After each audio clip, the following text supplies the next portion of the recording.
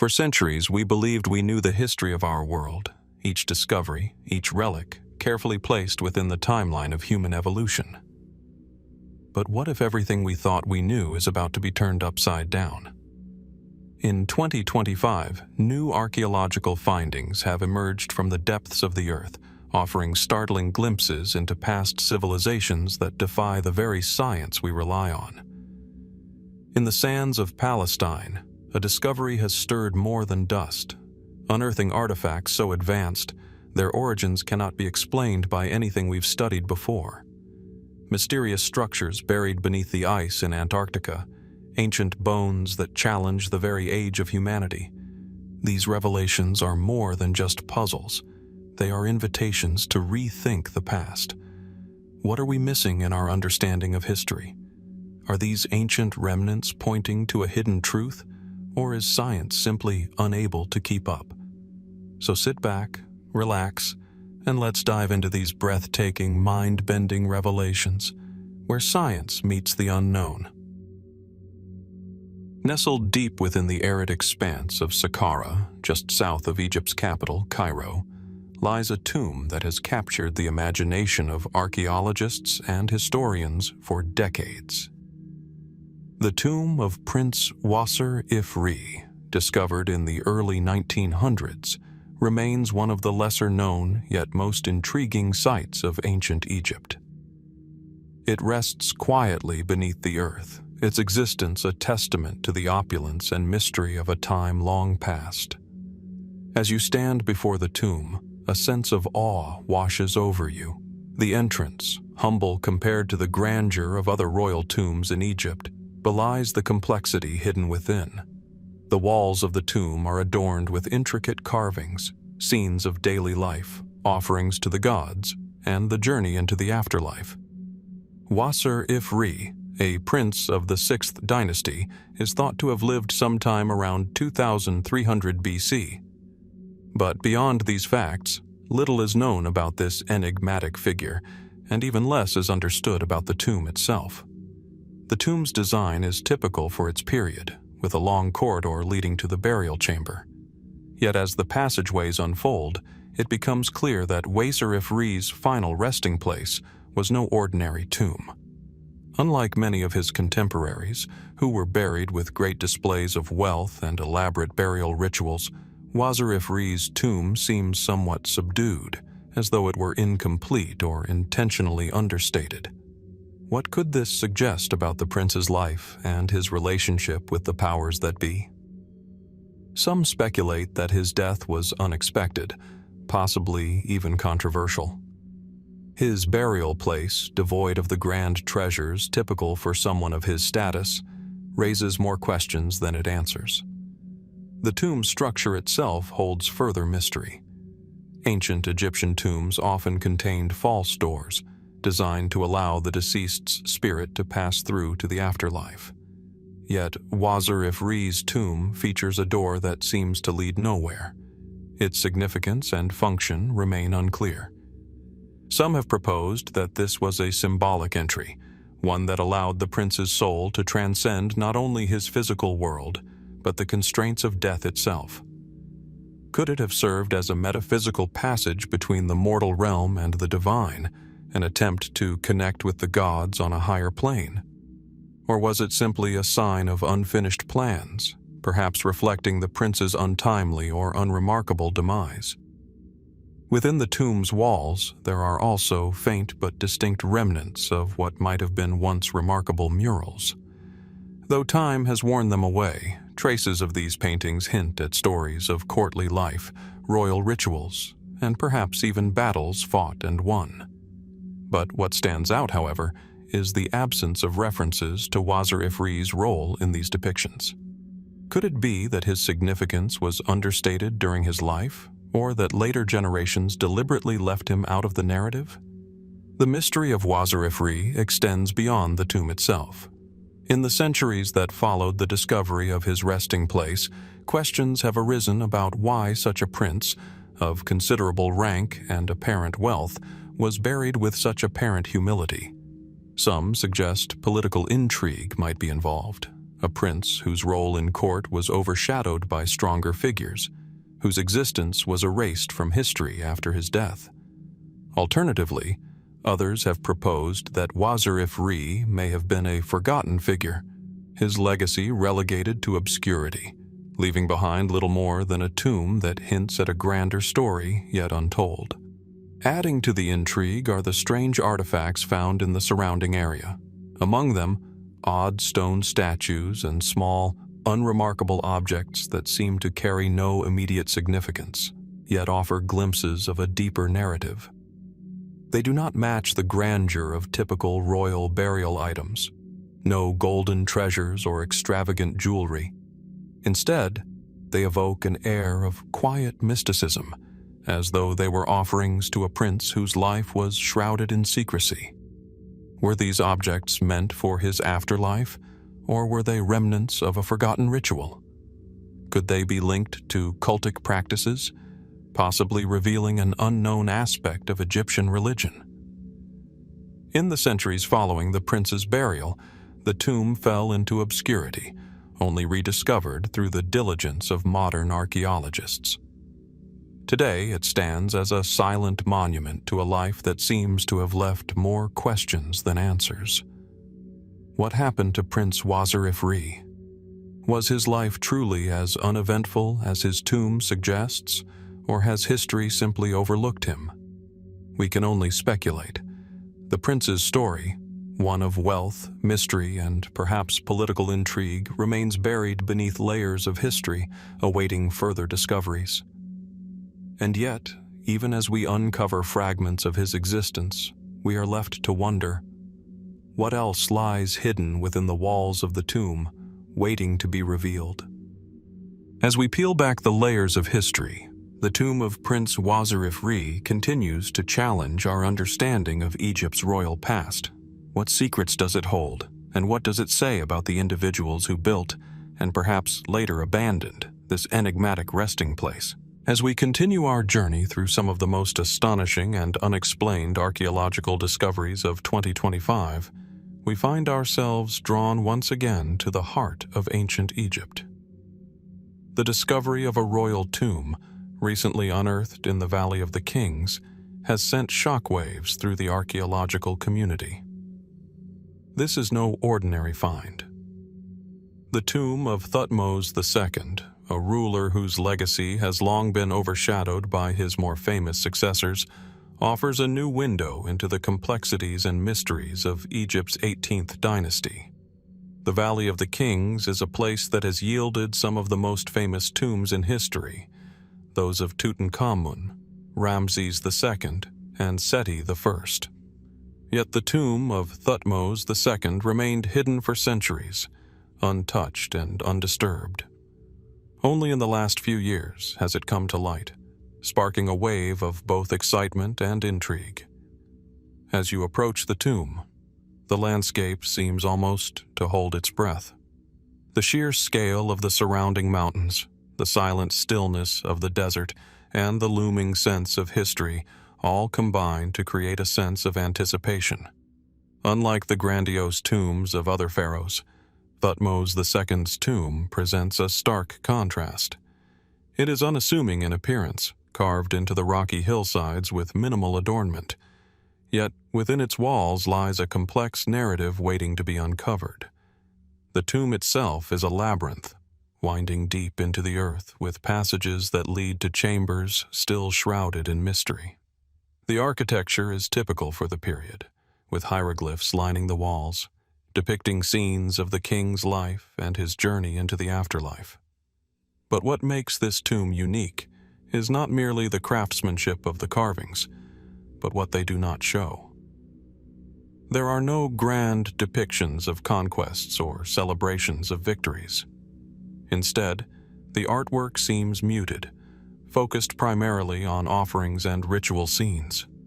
This absence has sparked intense debate among scholars.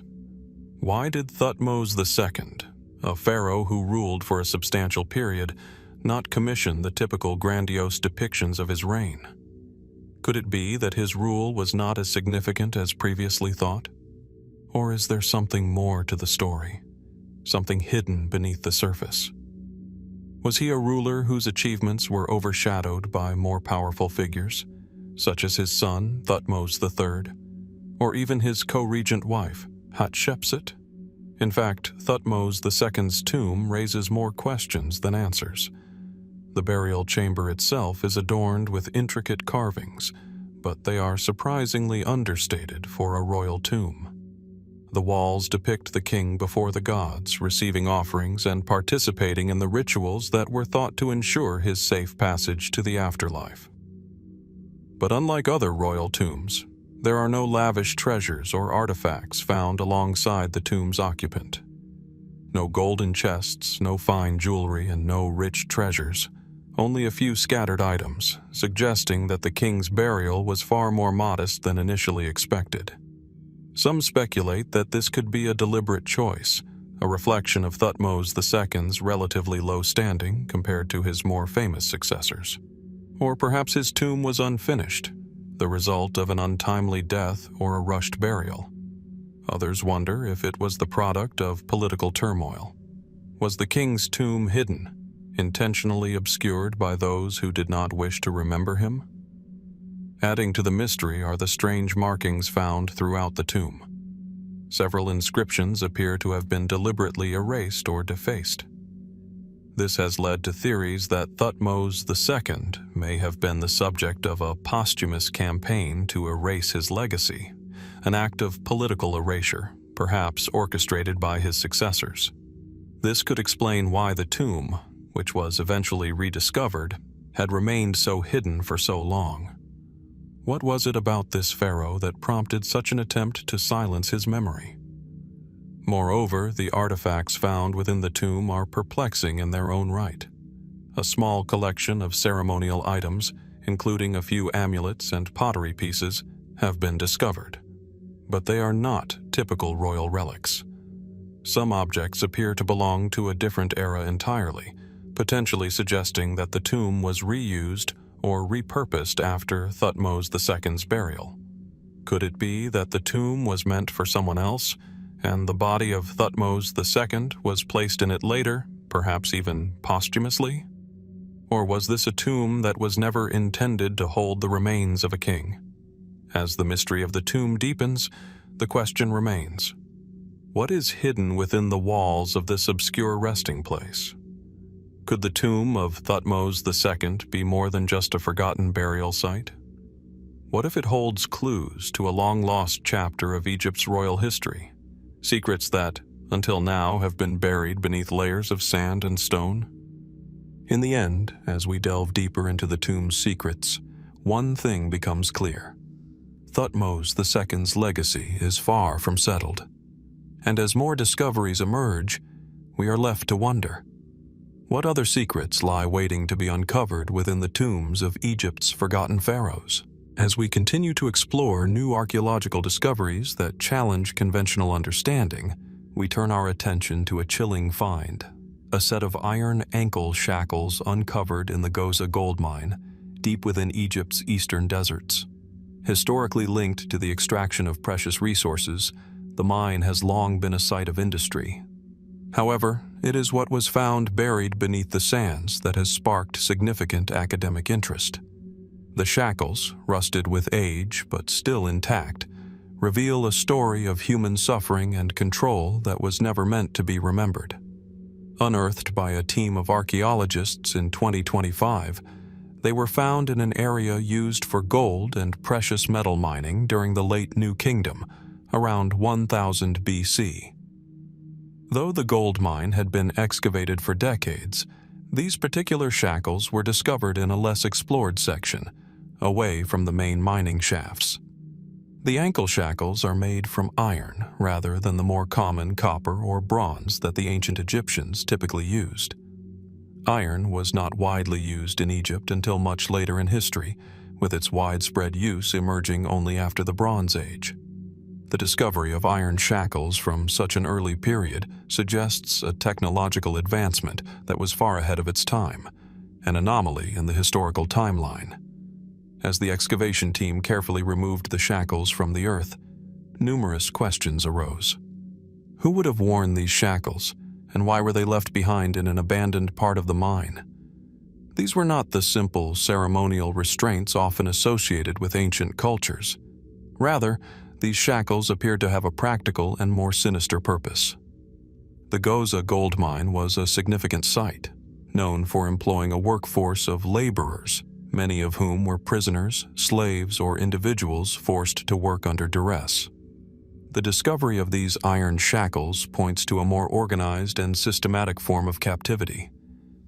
Were these shackles meant for slaves who were compelled to work in the mines, or could they have been used to control a more specific group of people, perhaps prisoners of war or criminals who were punished by forced labor? Adding to the intrigue is the location where the shackles were found. They were not located near the primary shafts where most of the mining occurred, but instead in a secluded area that appeared to have been abandoned long ago. This raises the possibility that the shackles were left behind during a time of upheaval, suggesting a larger story that remains to be fully understood. Egypt, during the New Kingdom period, often used prisoners and slaves in its monumental construction projects and resource extraction. However, the nature of the Ghozza mine's operations raises further questions. Why would iron shackles be used, and who were the individuals who wore them? The materials involved suggest that these shackles were not intended for ordinary laborers, but possibly for a more dangerous or rebellious group. Were they political prisoners, or perhaps members of a rival faction captured during a time of conflict? Some theories suggest that the shackles may have been used by the Egyptian military to bind prisoners from the region of Palestine, whose people were often captured in battles during this period. If true, this would highlight Egypt's expansive reach, with forced labor coming not only from local populations but also from subjugated territories. Could these shackles represent a more brutal system of control, one that has been overlooked in favor of focusing on Egypt's pharaohs and monumental achievements? Other theories propose that the shackles may have served a different purpose altogether, one tied to ancient Egyptian religious rituals. Some scholars suggest that these iron shackles were used to restrain individuals during ceremonies or rites of passage, potentially related to the mining of gold, a resource linked with the gods and the afterlife. Could the shackles have been part of a ceremonial practice designed to bind individuals to the will of the gods, or even to restrain them in the afterlife? Despite these various theories, the true purpose behind the iron shackles remains elusive. Were they simply a tool of oppression used to control Egypt's workforce? Or do they point to a deeper, more complex narrative, one that connects the shackles to a lost chapter of history, when Egypt's influence extended far beyond its borders? As the excavation progresses and further research is conducted, the mysteries surrounding these iron ankle shackles deepen. Were they a symbol of Egypt's vast power and control, or did they serve a more personal, ritualistic function?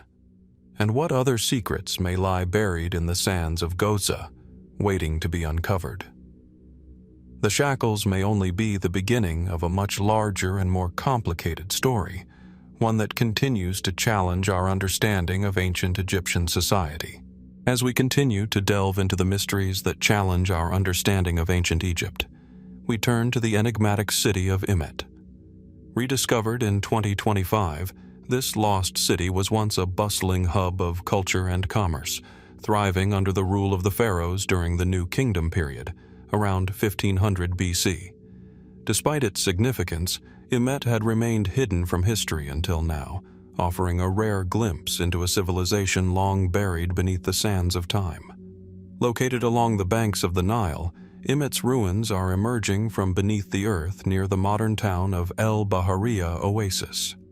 Unlike the monumental pyramids of Giza or the grand temples of Luxor, Imet was not built with large stone structures meant to awe the world. Instead, it was constructed primarily with mud brick and wooden beams, making it a more humble, everyday settlement. Yet the discoveries made in Imet have left archaeologists astounded. The first signs of Imet's existence were uncovered by a team of archaeologists conducting a routine survey of the area. Among the debris, they found pottery shards, fragments of tools, and, most intriguingly, inscriptions in a form of hieroglyphic writing that had never been seen before.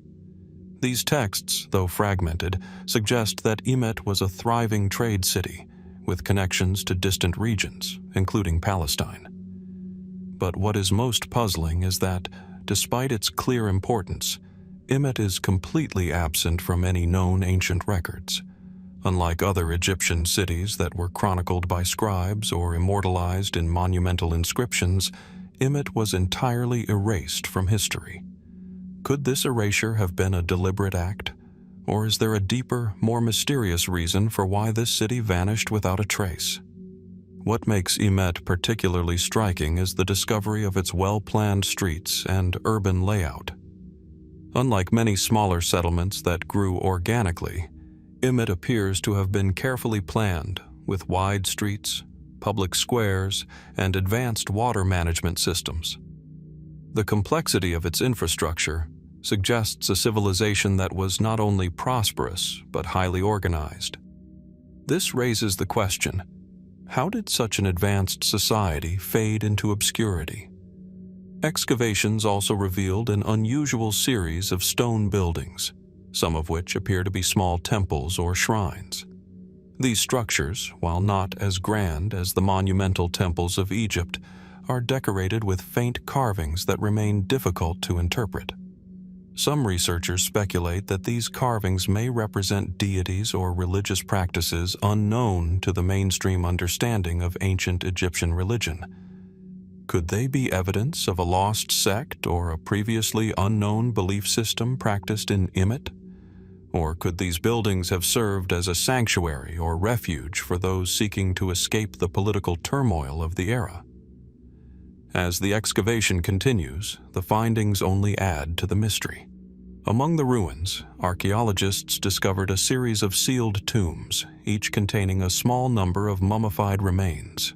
These remains appear to come from individuals of diverse backgrounds, including both Egyptian and foreign origins. This suggests that Imet was not just a commercial city, but a melting pot of different cultures, a place where merchants and travelers from across the ancient world came together. But why were these tombs sealed and hidden away for centuries? And what does this tell us about the city's fate? Perhaps the most perplexing discovery was a large, intricately carved stone slab found near the center of the city. This slab, unlike any other artifact found in Egyptian cities, features cryptic symbols and markings that do not match any known Egyptian script. Could this slab represent a lost language or a secret code used by the inhabitants of Imet?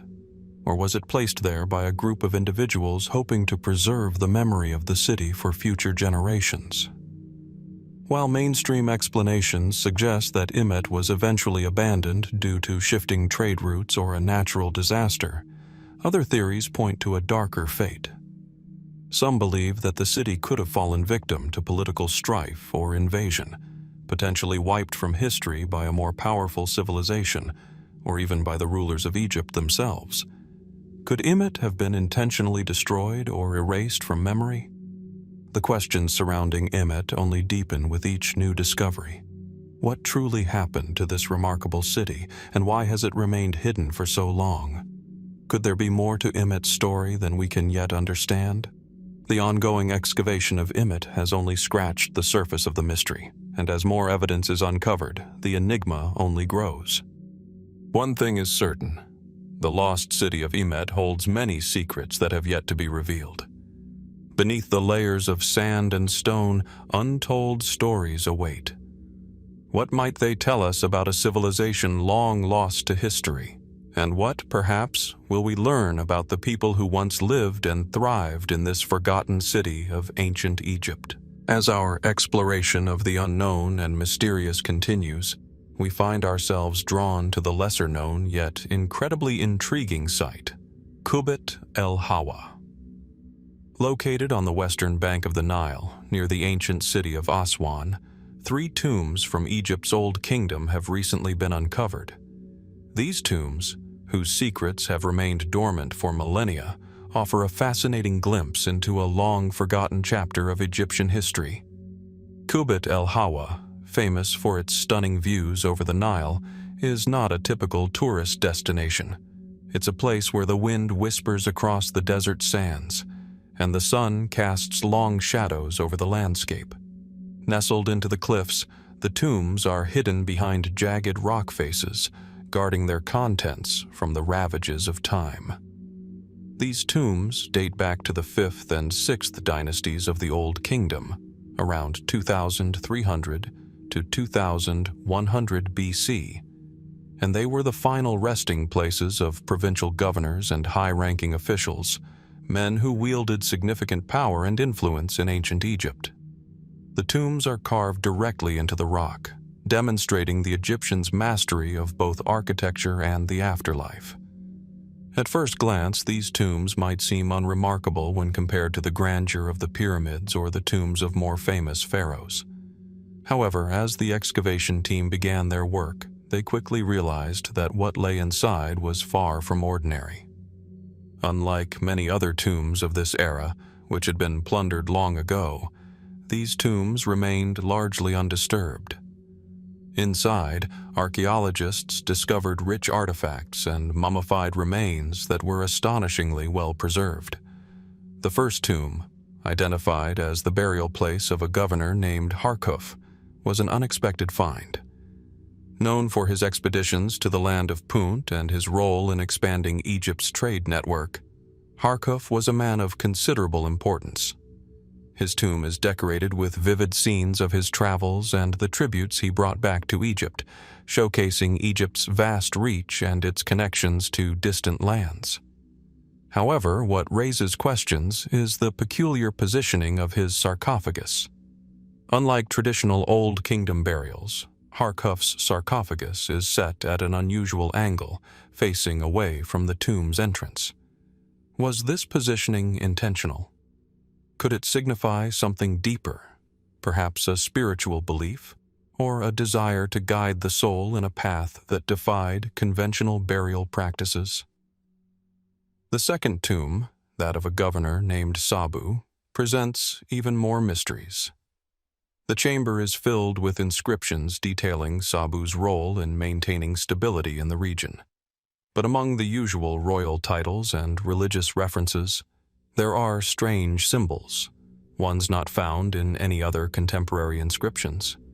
These carvings suggest a connection to a lost form of Egyptian spirituality, possibly an esoteric belief system that was not widely practiced or recognized.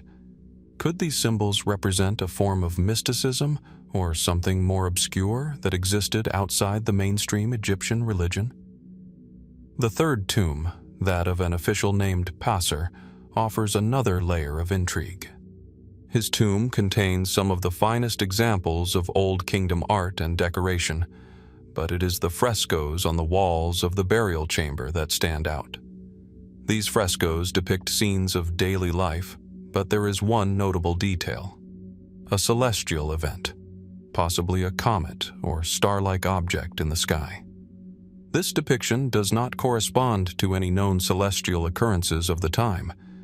Could this represent an omen, a religious event, or something symbolic that held great significance? Or was it a mythological element included in the artwork to honor the gods or guide the deceased soul?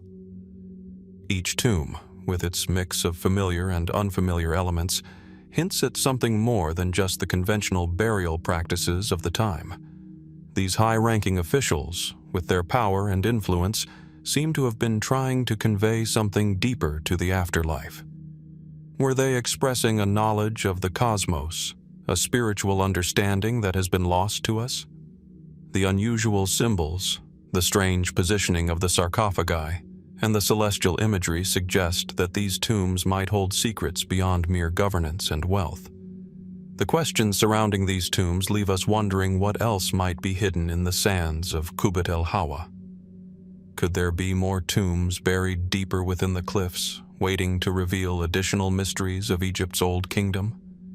What did the builders of these tombs understand that we do not? And why after all these centuries, have these tombs only now been uncovered?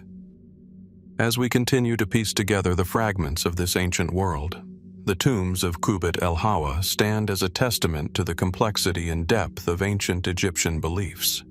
Beyond the physical remains, artifacts, and symbols, perhaps we are being invited to question everything we think we know about ancient Egypt. In the heart of modern London, beneath the feet of thousands of office workers, a remarkable discovery has been made: an ancient Roman basilica buried under an office block in one of the world's busiest capitals. This find, hidden beneath the concrete and glass of 21st century London, sheds light on a long-forgotten chapter of Roman Britain that continues to captivate archaeologists and historians alike. The office block sits on the site of what was once the Roman city of Londinium, the heart of Roman Britain. At first glance, it appears to be just another modern building, part of the city's expanding skyline. However, beneath the sleek facade, the ground tells a different story, one that stretches back nearly 2,000 years. The basilica, which would have served as the center of civic and judicial life for the Roman inhabitants of Londinium, was rediscovered during routine construction work in 2025. It was uncovered almost by accident as builders dug deep into the earth to lay the foundation for yet another high-rise. The basilica is a stunning discovery, offering a rare glimpse into the architectural and social life of Roman Britain. Its walls, though worn by time, still bear traces of the magnificent mosaics that once adorned the floors, depicting scenes from Roman mythology and everyday life. The large open space of the basilica, designed for public gatherings, legal proceedings, and even religious ceremonies, stands as a testament to the sophistication of Roman urban planning. Yet it is not the size of the structure that raises the most questions, but what was found within it. In the center of the basilica, beneath layers of earth and rubble, archaeologists uncovered a series of peculiar objects: bronze coins, small statues, and stone inscriptions.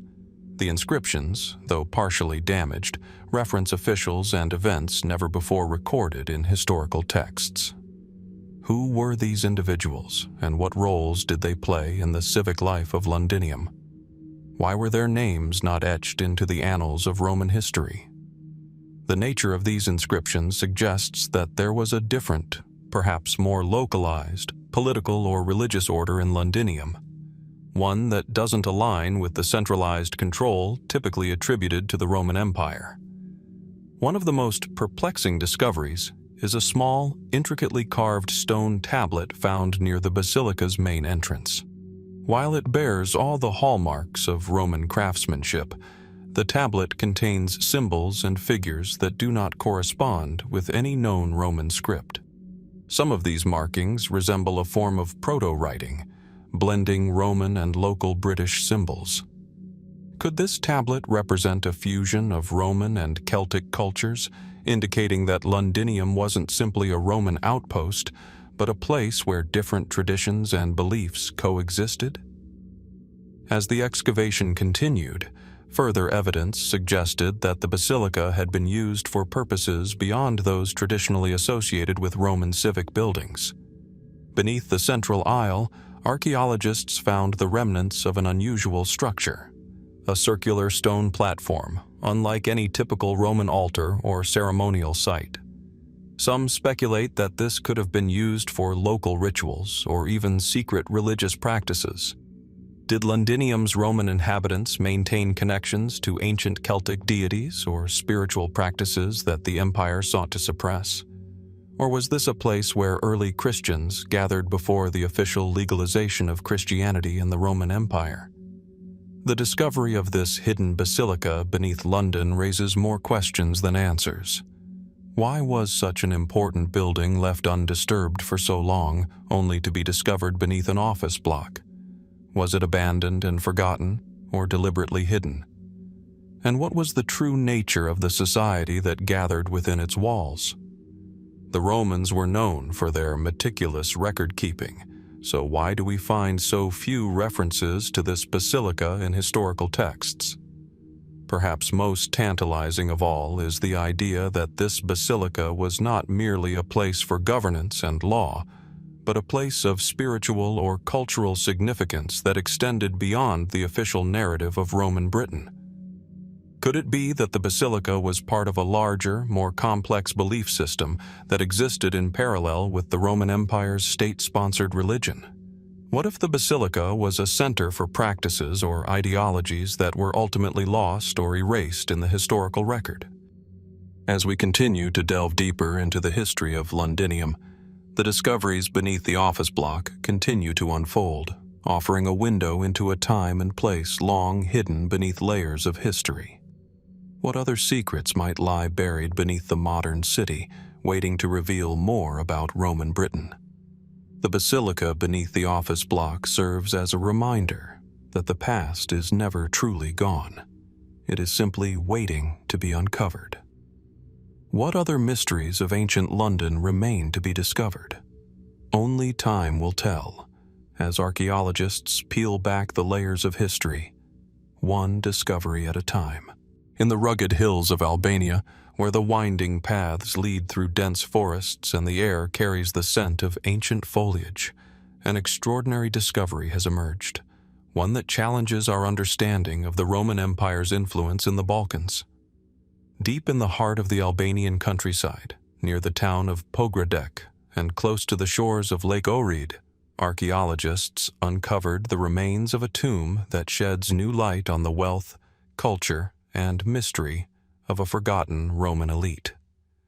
The site was initially thought to be just another overgrown mound, a remnant of ancient history left to the forces of time and nature. However, as excavations began in 2025, what emerged was nothing short of remarkable, a tomb that dates back to the 2nd century AD. This tomb belonged to an individual of considerable status, possibly a local noble or provincial governor. Unlike the humble graves of common soldiers or ordinary citizens, this tomb was designed with grandeur and opulence, employing fine materials and intricate artistry that reflected the prosperity of its occupant. At the heart of the burial chamber were magnificent mosaics depicting scenes from Roman mythology. These mosaics were accompanied by finely detailed sculptures that seemed too advanced for a provincial setting, suggesting that the individual buried here was of exceptional importance. The scale and sophistication of the tomb pointed not only to wealth, but also to a society that valued artistic expression and elaborate burial practices. The wealth of artifacts discovered alongside the deceased further supports the idea that this individual was a person of great importance. Gold and silver coins, intricate jewelry, and beautifully crafted pottery offered glimpses into a life of luxury and privilege. Yet it was one object, discovered near the sarcophagus, that has particularly baffled archaeologists. A large, intricately carved stone tablet bearing inscriptions that do not match any known Roman script. The tablet features symbols, some unmistakably Roman, and others entirely unfamiliar. This fusion of elements suggests the possibility of a blending of cultures, perhaps a local adaptation of Roman practices or the presence of a previously unknown group that had settled in the region during Roman rule. The existence of such a tablet raises intriguing questions. Could this tomb be part of a larger, unrecorded tradition that incorporated both Roman and indigenous Balkan beliefs?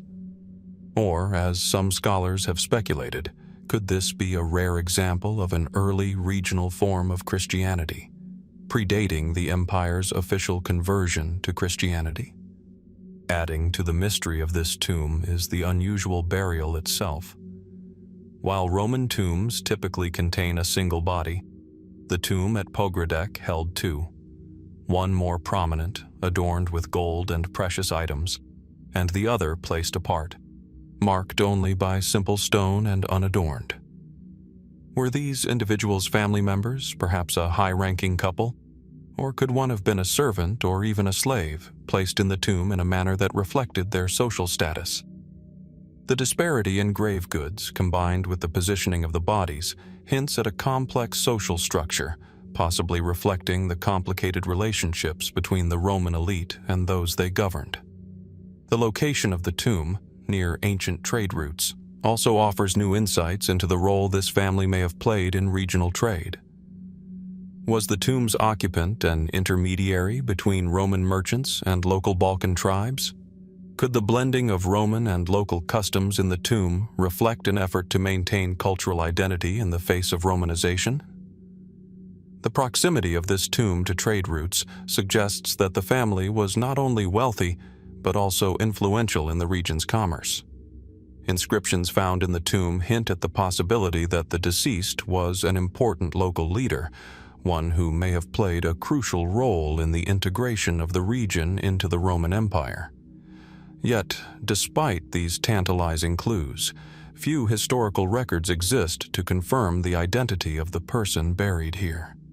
Could this tomb belong to a forgotten aristocrat, whose name has slipped through the cracks of history, leaving only the riches of their burial to tell their story?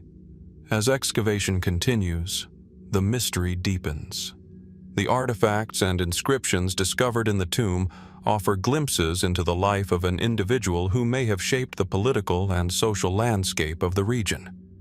But questions persist. Was this wealth the result of trade, military service, or political alliances?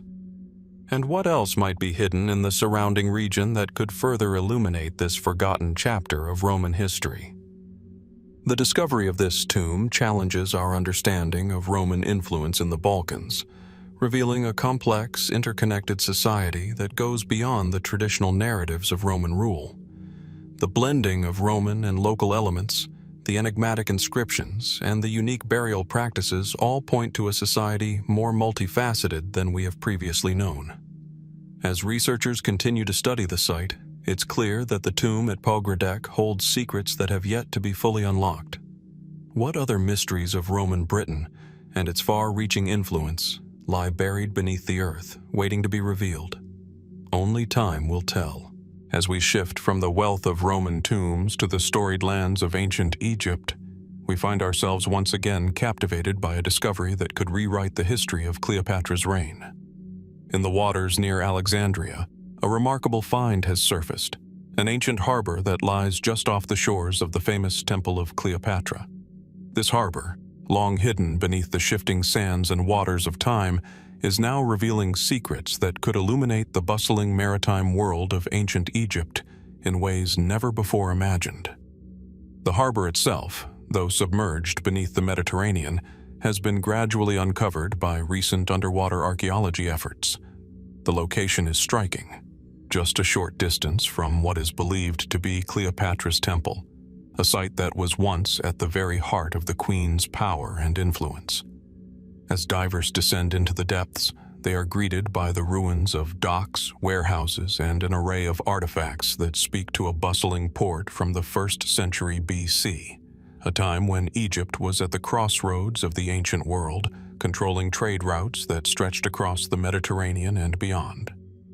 At first glance, the harbor seems like nothing more than a scattered collection of stone and timber, slowly giving way to the wear and tear of time. But as more of the site is unearthed, a picture begins to emerge. A picture that suggests this was not merely a port of commerce, but a focal point of power, politics, and intrigue. Among the ruins, archaeologists have found pieces of pottery, inscriptions in Greek and Egyptian, and most intriguingly, fragments of statues depicting gods and rulers, some of which seem to have been deliberately shattered. Were these images destroyed during a time of upheaval, or was there something more to this act of defacement? The harbor's proximity to Cleopatra's temple raises the question: was it a site used exclusively for trade? Or could it have also served as a political and cultural center? Cleopatra, a queen of both immense political acumen and personal ambition, might have used the harbor as a means to secure her rule, connecting Egypt to the farthest reaches of the Mediterranean world. But the question lingers: was this harbor solely a tool of commerce and politics, or did it play a deeper, more symbolic role in Cleopatra's reign? Some of the artifacts recovered from the harbor hint at a far-reaching network of alliances and influences. Among the wreckage, archaeologists discovered coins bearing the image of Cleopatra and the Egyptian deities she sought to align herself with, as well as several relics that suggest a connection to the wider Roman world. Cleopatra's relationships with Julius Caesar and Mark Antony were legendary, and it is not beyond the realm of possibility that this harbor played a key role in facilitating the trade and communications that would have kept her connected to Rome and its powerful leaders. Yet, while these finds paint a picture of Cleopatra as a savvy ruler, they also present an air of mystery. In particular, the discovery of unusual objects, such as a bronze statue fragment depicting a man and woman in a highly stylized embrace, raises questions about the nature of Cleopatra's relationship with those around her. Was this simply a representation of Roman political alliances, or does it suggest something more intimate, perhaps alluding to her legendary affairs? And why, in a world where monumental statues were the norm, was this figure so deliberately fragmented and discarded? As more artifacts are pulled from the depths, one can't help but wonder about the untold stories that might still lie beneath the water. The discovery of a Roman-style mosaic floor among the ruins suggests the possibility of further finds, perhaps a temple or shrine dedicated to a god or political figure. Could this hidden harbor reveal the location of a royal palace or ceremonial space long believed to be lost to history? The harbor itself also presents a more speculative mystery. Ancient historians tell us of Cleopatra's efforts to bolster Alexandria's status as the jewel of the Mediterranean. The harbor, with its strategic location near her temple, would have been crucial in controlling access to the city and the wider world. Yet, why was it abandoned? Did political strife or the fall of Alexandria lead to its decline? Or was it buried intentionally, perhaps to erase a part of Cleopatra's legacy or the influence she had over the Mediterranean trade networks? As archaeologists continue to dive deeper into the waters near Cleopatra's temple, we are left with more questions than answers. What other relics might remain hidden beneath the water's surface?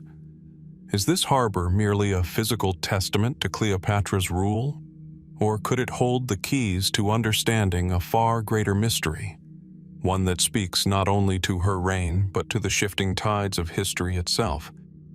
The pieces of the puzzle are slowly coming together, but the true story of Cleopatra's harbor, like the queen herself, may remain a mystery for some time yet. In the vibrant region of Tamil Nadu, India, where lush fields meet the ancient soil, a remarkable discovery has emerged: a set of silver and copper coins, alongside a copper seal, all dating back to the Sangam-era, between 200 BCE and 300 CE. Unearthed in the village of Pudukkottai during a 2025 excavation, these artifacts offer a fascinating glimpse into the economic, political, and cultural landscape of ancient Tamil civilization. The site, located just outside the bustling town of Pudukkottai, lies in an area rich with the remnants of human habitation. As the morning sun casts long shadows across the fields, archaeologists began to carefully excavate the earth, unearthing a collection of coins and a seal that could reshape our understanding of the region's ancient history. While the artifacts may seem small and simple, they hold the potential to unravel stories of trade, power, and cultural exchange that were long thought lost to time. The coins themselves are striking in their design.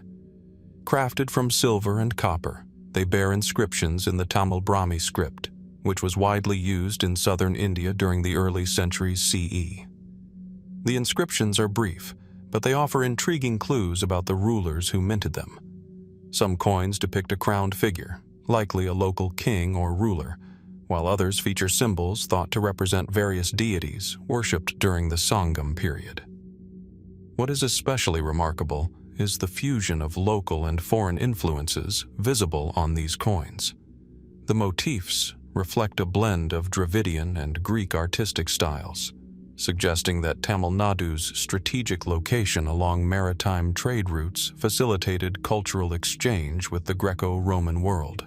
The discovery of these coins, though significant, is not entirely unexpected. Tamil Nadu was a thriving center of trade during the Sangam-era, with strong ties to the Greco-Roman world. Coastal cities like Muziris served as key nodes in trade networks connecting the Roman Empire to the Indian subcontinent. However, the sheer volume of coins found together points to a level of organized economic activity that was previously underestimated in the region's early history. Could this discovery indicate a more developed and sophisticated system of governance than we have previously assumed? Was the Sangam period more interconnected and complex than scholars have believed? However, the most enigmatic discovery is the copper seal, found alongside the coins. Unlike typical seals used for trade or administrative purposes, this seal features intricate carvings that have yet to be fully deciphered. The symbols on the seal are unlike any found in other known inscriptions from the period. Some scholars speculate that it may have been used by a royal or religious authority, but the absence of direct inscriptions or clear markings has led others to suggest it could have had a ceremonial or symbolic function.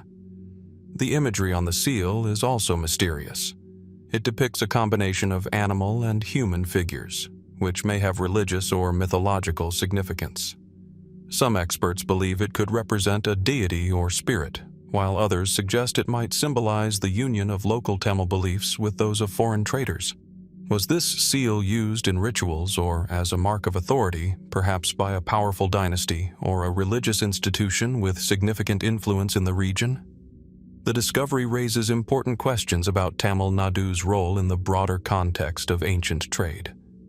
The fusion of foreign symbols and the unique artistic styles on the coins suggest that Tamil Nadu was not only engaged in trade but also an active player in the cultural exchanges that shaped the ancient world.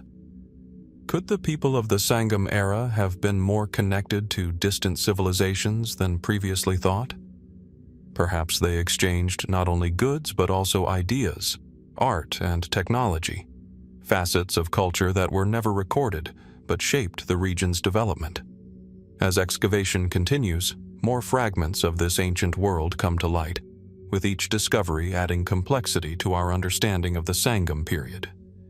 Yet even as we piece together the puzzle of these coins and the mysterious copper seal, many questions remain unanswered. Who were the rulers who minted these coins? What was the significance of the seal? Was this a time of intense political or religious dynamics? And how did they shape the region? The more we uncover, the more we realize how much still remains unknown. Tamil Nadu's Sangam-era past is shrouded in mystery, and the artifacts uncovered so far are only the beginning. As we gaze at these simple coins and the modest seal, we are reminded of how little we truly understand about the cultures and societies that shaped the ancient world. What else, hidden beneath the soil, might challenge our understanding of the past? Only time will tell, as these discoveries offer us new insights into the rich history of the region. As we continue to delve deeper into the mysteries of ancient civilizations, our journey brings us to the coastal town of Poompuhar, India, a place whose depths hide secrets that may forever alter our understanding of ancient maritime history. The underwater excavations here have been ongoing for years, revealing remarkable artifacts and structures beneath the waves, remnants of a lost world that existed long before recorded history. Poompuhar, once a thriving port city during the Sangam period, now lies submerged beneath the waters of the Bay of Bengal. Located along the Tamil Nadu coastline, this ancient port was a hub for trade, connecting India to Southeast Asia, the Middle East, and beyond. For centuries, it was thought that Poompuhar's legacy was confined to ancient texts and myths, but recent underwater excavations have started to uncover physical evidence that brings the ancient city to life in ways never before imagined. The underwater site, which lies a few kilometers offshore, is a labyrinth of sunken streets, broken pillars, and scattered artifacts preserved by the sea and sand. Divers have uncovered the remains of what appear to be ancient buildings, structures that were once part of a bustling urban center, complete with what seems to be paved streets, columns, and even submerged docks. The artifacts retrieved so far, clay pots, pottery fragments, coins, and tools, speak to the daily lives of those who lived and traded here. But it's the larger, more mysterious finds that have begun to capture the attention of researchers. Among the most intriguing discoveries are the remnants of large stone sculptures that seem to have been part of a temple complex. These carvings, while damaged by time and the sea, depict figures that appear to blend elements of Tamil and foreign artistic styles. The combination of local iconography with influences from Greek and Roman art raises questions about the cultural exchanges that took place in this ancient port city. Was Poompuhar truly as cosmopolitan as the texts suggest, or was it part of a much larger network of maritime trade and cultural diffusion that connected distant worlds? More remarkable still are the findings of submerged objects that seem to indicate an advanced understanding of navigation and construction.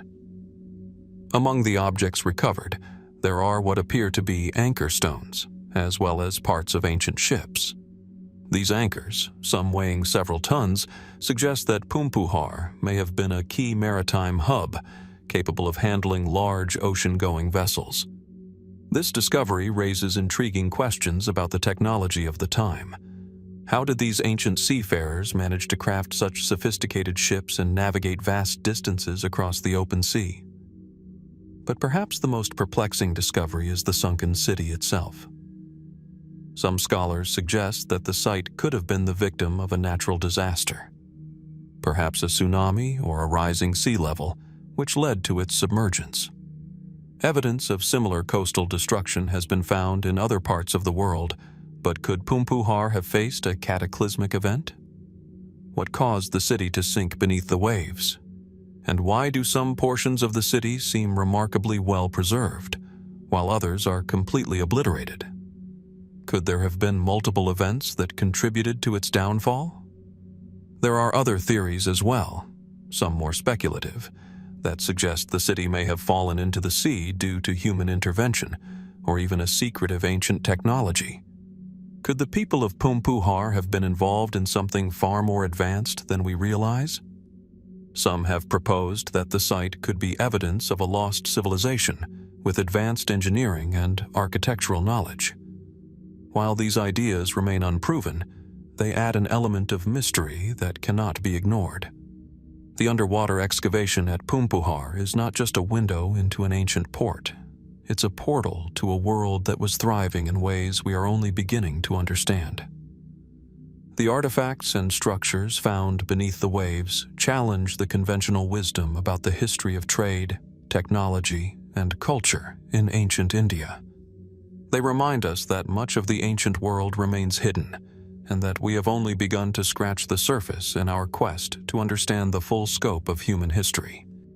What else lies beneath the waters of Poompuhar, waiting to be uncovered? Could there be more ruins, more clues to a civilization that was far ahead of its time?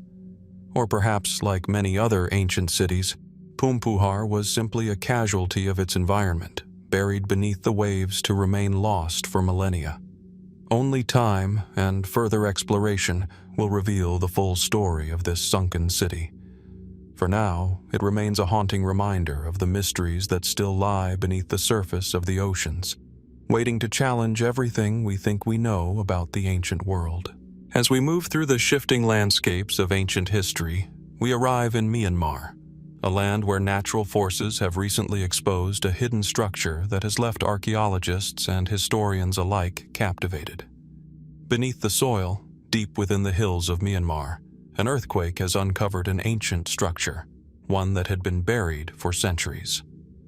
The structure, unlike anything previously known from the region, raises far more questions than answers, challenging our understanding of both the ancient civilizations that once inhabited Southeast Asia and the mysterious forces that shaped them. The discovery occurred after a powerful earthquake struck Myanmar's central region in 2025.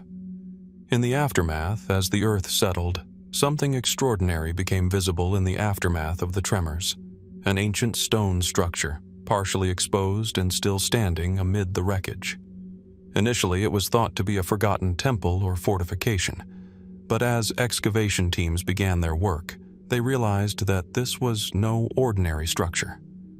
Unlike other well-known ruins in the region, this one bore distinctive characteristics that set it apart. The structure itself, built with massive stone blocks, is positioned in such a way that it seems to align with celestial phenomena, particularly the path of the sun during the solstices. The layout of the site, a combination of large open spaces, smaller chambers, and high platforms, suggests that it may have been used for ceremonial purposes. Some scholars believe it could have been a place of worship or a site for astronomical observations, while others have speculated that it might have been a center for political power, built by a long-forgotten civilization that once ruled over the region. What makes this structure so captivating, however, is not just its unusual design, but the advanced level of craftsmanship evident in the construction. The stones used in its building are unlike the usual sandstone or granite seen in other ancient structures in Myanmar. Instead, they appear to have been cut with an unparalleled precision, stones that are perfectly smooth, fitted together with almost no gaps. This level of engineering raises an important question. How did these ancient builders possess the technological expertise to create such sophisticated structures? Further excavation has revealed the presence of strange carvings on the walls of the chambers. The carvings depict figures in a style that blends indigenous Southeast Asian motifs with those from faraway lands. Some have drawn comparisons between the imagery found here and that of the ancient cultures of Mesopotamia and the Indus Valley. The figures on the walls are enigmatic, with faces that appear to be a mixture of human and animal traits, suggesting a belief system that was perhaps more complex than we have previously understood. Could this be evidence of a lost civilization that had contact with distant cultures, or is it simply the result of an entirely unique belief system native to the region? Yet, as intriguing as these questions are, they are only the beginning. The most perplexing element of this structure is its location. Situated deep in the mountains, far from any known trade routes, the site raises the question: why was it built here, so far from the centers of ancient civilization? Did the builders of this structure purposely choose a remote location for a reason? Was it meant to be hidden away from the rest of the world, or was it a site that once held a strategic, cultural, or spiritual significance long lost to history? Some speculate that the structure was abandoned after a catastrophic event, perhaps a natural disaster, similar to the earthquake that uncovered it, or even an invasion from outside forces. Could this once mighty site have been a thriving center that fell into ruin due to forces beyond its builder's control? Or is there a darker, more mysterious reason why the civilization behind it disappeared, leaving no records or historical trace of their existence? As researchers continue to study the site, they are left to wonder, how much more lies buried beneath the surface of this ancient structure? With each new discovery, the questions multiply, but the answers remain elusive. The combination of advanced engineering, unusual artistic motifs, and its mysterious location all suggest that this site could be part of a civilization that was far more advanced than we currently understand. But with so little known about its creators, we can only speculate about the reasons behind their monumental achievements. The earthquake that exposed this ancient structure has revealed more than just stones and carvings. It has brought to light the tantalizing possibility of a lost world, one that once flourished in the heart of Southeast Asia. And as excavation continues, one question remains: what other secrets lie buried in the earth, waiting to be uncovered, and what do they tell us about the civilizations that shaped the ancient world? In the misty hills of central Hungary, where the wind rustles through ancient forests and the land bears the marks of centuries of human history, a remarkable discovery has been made, one that challenges our understanding of the region's ancient past. Somló Hill, a volcanic rise surrounded by rolling plains, has long captured the imagination of historians and archaeologists. In 2025, a series of bronze and metal hoards were uncovered on this quiet hill, offering a glimpse into a past that remains shrouded in mystery. The site, nestled among the forests and vine-covered slopes of Somló Hill, exudes an air of quiet reverence. From a distance, the hill seems serene, its slopes covered in vineyards and patches of forest. Yet beneath its surface lies the echo of a long-forgotten age. In 2025, archaeologists, following recent surveys, unearthed an astonishing collection of bronze and metal artifacts buried deep within the soil. These objects, some dating back to the 9th century BC, have been identified as part of the early Iron Age, shedding new light on the ancient cultures that once flourished in the region. At first, the hoards appeared to be typical offerings, tools, weapons, and ritualistic objects, all made of bronze, a prized material for its strength and durability. However, as the excavation progressed, it became clear that this was no ordinary find. Alongside the typical items, archaeologists discovered intricately crafted, almost otherworldly objects: curved daggers with inscriptions, shields adorned with mysterious symbols, and large bronze cauldrons featuring elaborate designs that blend cultures and artistic traditions in ways previously unseen in the region. The hoards, once thought to be the remnants of a local civilization or offerings to the gods, now raise more questions than they answer. Why were these objects buried together in such a manner? Was it a ritual site chosen for its symbolic significance? Or were these hoards part of a cultural practice or social event, perhaps an offering or tribute to a powerful leader or deity? The sheer volume of these objects, many carefully crafted and deliberately hidden, suggests that the people who buried them may have had a much more complex social structure than initially thought. The most perplexing find, however, is a series of mysterious bronze plaques, each etched with symbols and figures that do not immediately correspond to any known script or iconography. Some of these plaques depict creatures, part human, part animal, engaged in activities that hint at mythological stories. But these depictions do not align with the well-documented mythologies of Greece, Rome, or the surrounding cultures of the time. Could these carvings represent an indigenous belief system, or possibly a lost culture whose influence spanned the region? Alternatively, the strange symbols may indicate a network of trade and cultural exchange between distant civilizations, pointing to connections that have yet to be fully understood. Adding to the intrigue, the discovery includes weapons and shields decorated with motifs that resemble both Greek and Celtic designs. This fusion of cultural elements raises the possibility of contact between distant civilizations far earlier than previously believed. The location of Somló Hill, situated near key trade routes, supports this theory. Could Somló Hill have been a crossroads for different cultures, where ideas, goods, and even religious practices were exchanged? The evidence of such cross-cultural interaction challenges our understanding of the Bronze Age and suggests a more interconnected world than we typically imagine. Some theories suggest that these hoards were buried in response to an impending threat or disaster.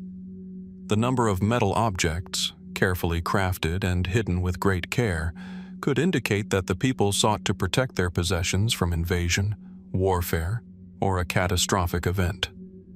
What calamity might have led to the burying of such treasures? Was there an invasion, or perhaps a natural disaster that forced the ancient inhabitants to abandon their homes and conceal their wealth in secret? Still, other more speculative theories hint at the possibility that these hoards were created for purposes beyond mere wealth or defense. Could the hoards have served as a form of communication, with symbols of power or authority used to convey messages between distant leaders or tribes?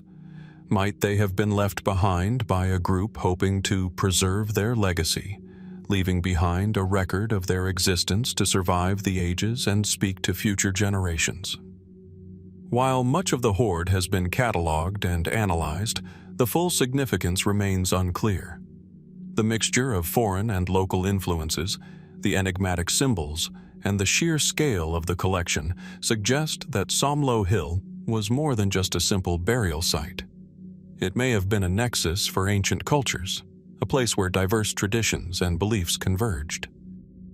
As the excavation continues, the mysteries of Somló Hill only deepen. What further revelations will these hoards bring to light? Could there be more treasures hidden beneath the hill, waiting to be uncovered? And what will these artifacts tell us about the lives, beliefs, and social structures of those who once lived in this enigmatic landscape? Time will tell, as each discovery uncovers more pieces of the puzzle, shedding new light on a lost chapter of human history. In the rugged, sun-kissed hills of Galilee, Palestine, a recent discovery has shaken the foundations of what we know about the region's ancient history. Buried for over 1,600 years, a hoard of coins, shimmering relics from a distant past, has emerged from the earth, offering a glimpse into a tumultuous era of political and economic upheaval. The site, a quiet and serene stretch of land near the town of Magdala, is one that had long been overlooked by archaeologists. The area, known for its ancient ruins and biblical significance, has always attracted attention, but it was a recent, accidental discovery that would reveal the cache of coins. A farmer, plowing his field on the outskirts of Magdala, unearthed the first coin. At first it seemed like a mere curiosity, a lone relic, but as he carefully dug deeper, more coins began to surface, hundreds of them gleaming in the sunlight, untouched for centuries. The hoard, contained within a simple earthen jar, dates back to around 400 CE, a time when the Roman Empire was beginning to crumble and the region was in the throes of change. The coins, minted from bronze and silver, bear the image of the Eastern Roman Byzantine Emperor Arcadius, along with symbols that reflect the religious and political climate of the time.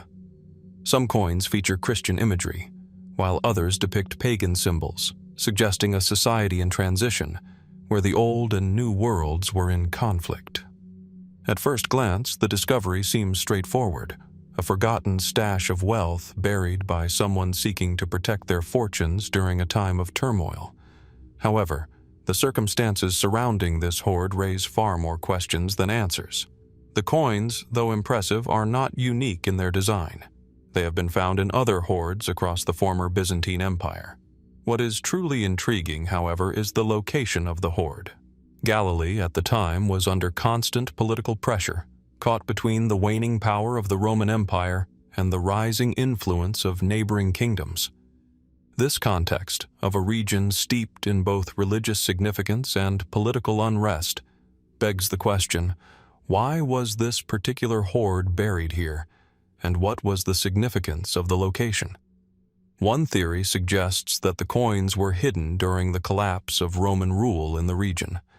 The early 5th century was marked by frequent invasions and incursions from various groups, the Huns, the Persians, and later, the rise of Islam. Could these coins have been buried by a local family or community seeking to protect their wealth from marauding invaders? Were they perhaps the savings of a prominent figure, someone who recognized the impending chaos and acted quickly to secure their assets? Yet there is another possibility that adds an air of mystery to the discovery. The coins were found near a well-preserved Roman-era structure, suggesting that the site may have had significant importance, possibly even a religious or cultural center. Was the hoard hidden with more than just financial security in mind? Some have speculated that it could have been part of a ritual act, perhaps an offering to the gods or a way to ensure the safety and prosperity of the community in the face of political and religious change. Could the act of hiding the coins have been a way to preserve not just wealth, but also a way of life, one that was soon to be erased by the forces of history? Adding to the intrigue are the inscriptions found on some of the coins. While most coins from this period feature standard imperial designs, several of these bear unusual markings, what some believe to be early Christian symbols combined with the traditional Roman imagery. This blending of religious motifs speaks to a time of transition, when Christianity was becoming more widely accepted across the empire, yet traditional pagan beliefs still held sway in many areas. Could this hoard represent a moment in history when these conflicting ideologies were clashing in the hearts and minds of the people living in Galilee? The more scholars study the hoard, the more questions arise. Why were these particular coins, minted far from Palestine, hidden in such a remote location? What can they tell us about the lives of ordinary people during a time of great upheaval and transformation? Were these coins merely the personal wealth of one or two individuals? Or were they the accumulated savings of a community seeking to preserve their cultural and economic identity in the face of an uncertain future? As researchers continue to examine the coins and the surrounding artifacts, they are confronted with the challenge of piecing together the puzzle of this ancient hoard. What else lies beneath the surface of Galilee, waiting to be uncovered?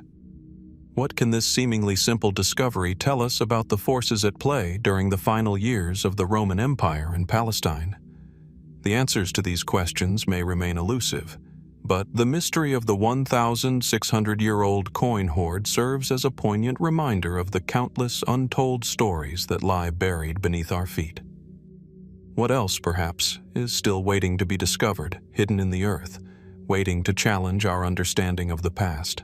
Nestled in the rolling hills of Andalusia, Spain, where olive groves stretch endlessly beneath the golden sun, stands the dolmen of Menga, a megalithic tomb that has intrigued historians and archaeologists for over 5,000 years.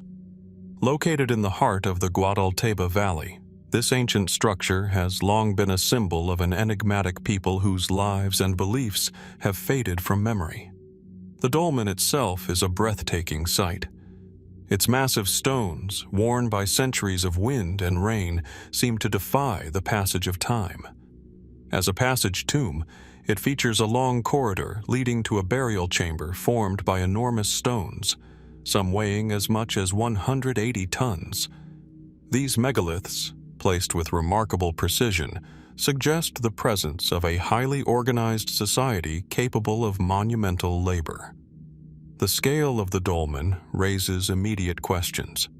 How were these massive stones transported to such a remote location?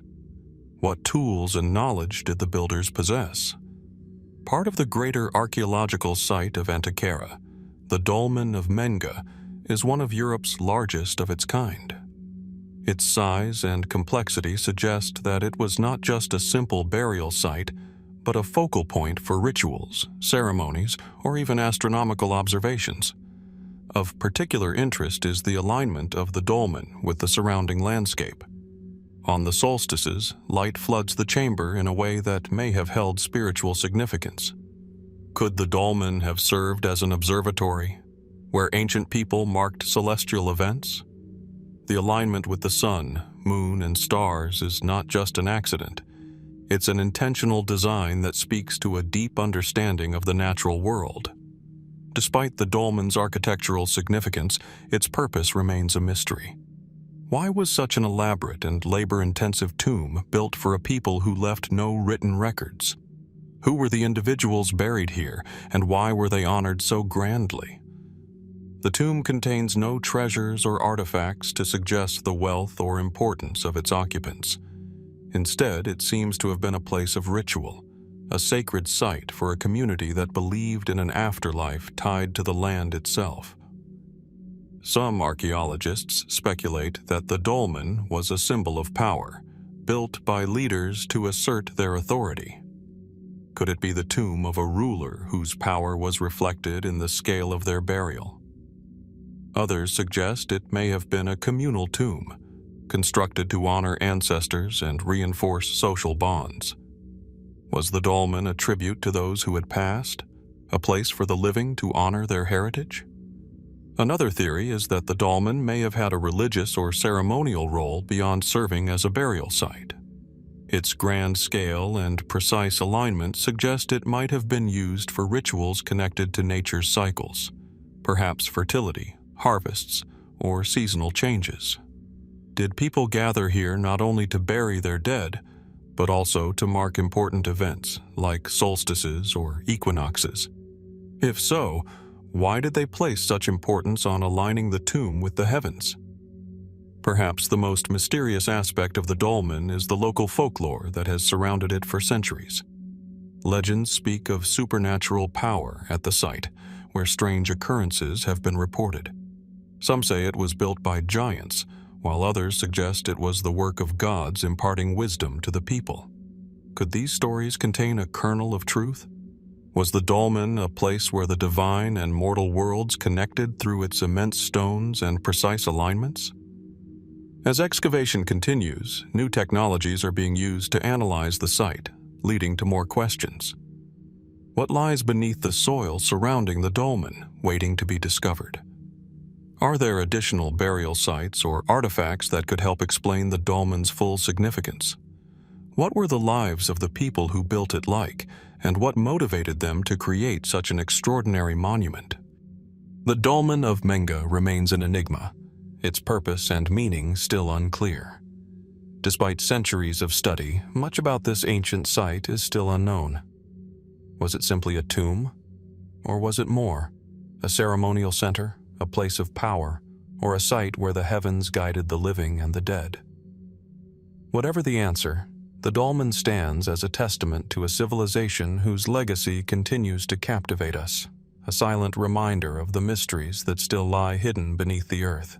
As we journey deeper into the heart of ancient Egypt, we find ourselves once again captivated by the windswept ruins of El-Kab, a site that has been both a city and a cemetery for thousands of years. Situated on the eastern bank of the Nile in Upper Egypt, El-Kab holds a rich archaeological history that stretches back to the pre-dynastic period. Once a bustling city, El-Kab was a major center during the reign of the early dynasties. Today, however, it's a place of stillness, where the whispers of history echo through the remnants of temples and tombs. Yet, beneath the surface of these well-trodden grounds, new discoveries continue to defy our understanding of the ancient world. In recent excavations, a remarkable find has stirred the archaeological community: newly uncovered hieroglyphic inscriptions on the walls of a previously overlooked tomb. These inscriptions, which appear to date from the Second Intermediate Period, circa 1650 to 1550 BC, are unlike anything seen before in El-Kab. The characters themselves are meticulously carved, their lines and curves flowing in a manner that suggests a master craftsman was at work.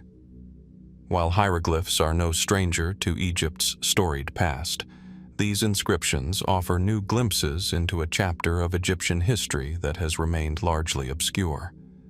As archaeologists carefully removed layers of dirt from the tomb's interior, they were stunned by the clarity of the inscriptions.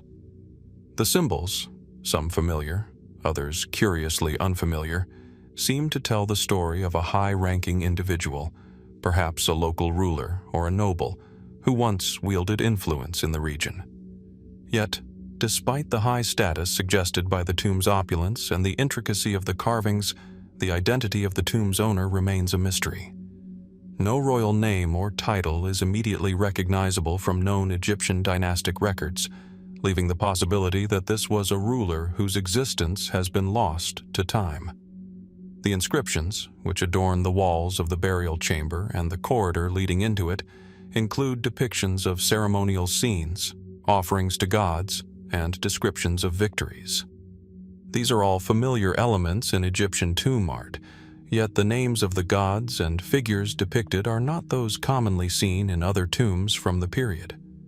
Some of the deities are uniquely styled, suggesting either regional variations in religious practice or the presence of local cults that have not been documented elsewhere. Among the more perplexing symbols is a series of abstract shapes, which do not appear to align with known hieroglyphs. Some scholars have suggested that these may represent a form of early writing, perhaps a regional dialect or script that existed alongside the more widely used hieratic or hieroglyphic systems. Could these strange markings be a form of proto-writing, a link to a lost language or system of communication that predated the standardized Egyptian script? If so, it would suggest that el-Kab was not just a local outpost but a place of cultural and linguistic diversity, where multiple forms of communication coexisted. Adding further complexity to these inscriptions is a set of symbols that some have interpreted as astronomical in nature. The carvings appear to align with the position of certain stars or constellations, hinting that the tomb's occupant may have been someone with knowledge of celestial events. Were these symbols connected to ancient Egyptian astronomy or a belief system centered around the stars? If so, what might they reveal about the cosmological understanding of the time? The question of the tomb's owner is as mysterious as the inscriptions themselves. While the style and execution suggest the work of skilled artisans, there is no obvious connection to any of the known dynasties of Egypt. Could this be a tomb of a forgotten or lesser-known ruler, someone whose name did not survive the test of time? Or was it perhaps a tomb belonging to a foreign dignitary or a military leader whose influence stretched beyond Egypt's borders, leaving an imprint on the region's history? The possibility that this individual was linked to one of Egypt's many interactions with neighboring cultures only adds to the intrigue. As archaeologists continue to examine the inscriptions, they are left with a growing sense of mystery. The carvings, with their strange symbols and unfamiliar deities, suggest a story that is not yet fully understood, a story that points to a more complex and diverse ancient Egypt than previously thought. Could these new inscriptions offer a glimpse into a lost chapter of Egypt's past, one that challenges our understanding of its political, religious, and cultural development? While the hieroglyphs at el-Kab offer tantalizing clues, they also remind us of how much we have yet to uncover. As we continue to explore the hidden corners of ancient Egypt, we are left with a lingering question. What other stories lie buried beneath the sands, waiting to be discovered? What mysteries remain to be unraveled in this land of pharaohs and gods? Only time and further excavation will reveal the answers, if they are meant to be known at all. In the wind-swept landscapes of Norway, where the fjords stretch like ribbons of silver between towering mountains, a discovery has emerged from the earth that brings the distant echoes of the Viking Age to life. Here, nestled in the dense woods of Østfold, an extraordinary burial site has been uncovered, a Viking Age ship burial, revealing secrets of a civilization that once dominated the northern seas. The site, which had been long forgotten beneath layers of soil and time, offers a glimpse into the grandeur and mystery of the Viking world. The burial site was uncovered by archaeologists in 2025, following a routine excavation in an area known for its Viking history. As the team carefully dug through the earth, they were astonished to find the outline of a ship, its shape still visible beneath the soil, its skeletal remains remarkably preserved by the cold, damp earth of the region. The vessel, once a powerful symbol of Viking prowess and exploration, had been buried with great care, its wooden frame resting alongside a rich array of grave goods. It was clear that this burial was meant to honor someone of great importance, perhaps a warrior, a leader, or a chieftain. The ship, though now weathered and fragile, is a testament to the Viking mastery of shipbuilding. The craftsmanship of the vessel, with its curved edges and intricately crafted planks, suggests that it was not just a functional boat, but a masterpiece of Viking engineering. The size of the ship is particularly striking, large enough to carry a crew, suggesting that the individual buried here was someone of considerable status, someone who would have needed a ship for their journey into the afterlife. This burial site, like others of its kind, raises questions about the role of the ship in Viking culture.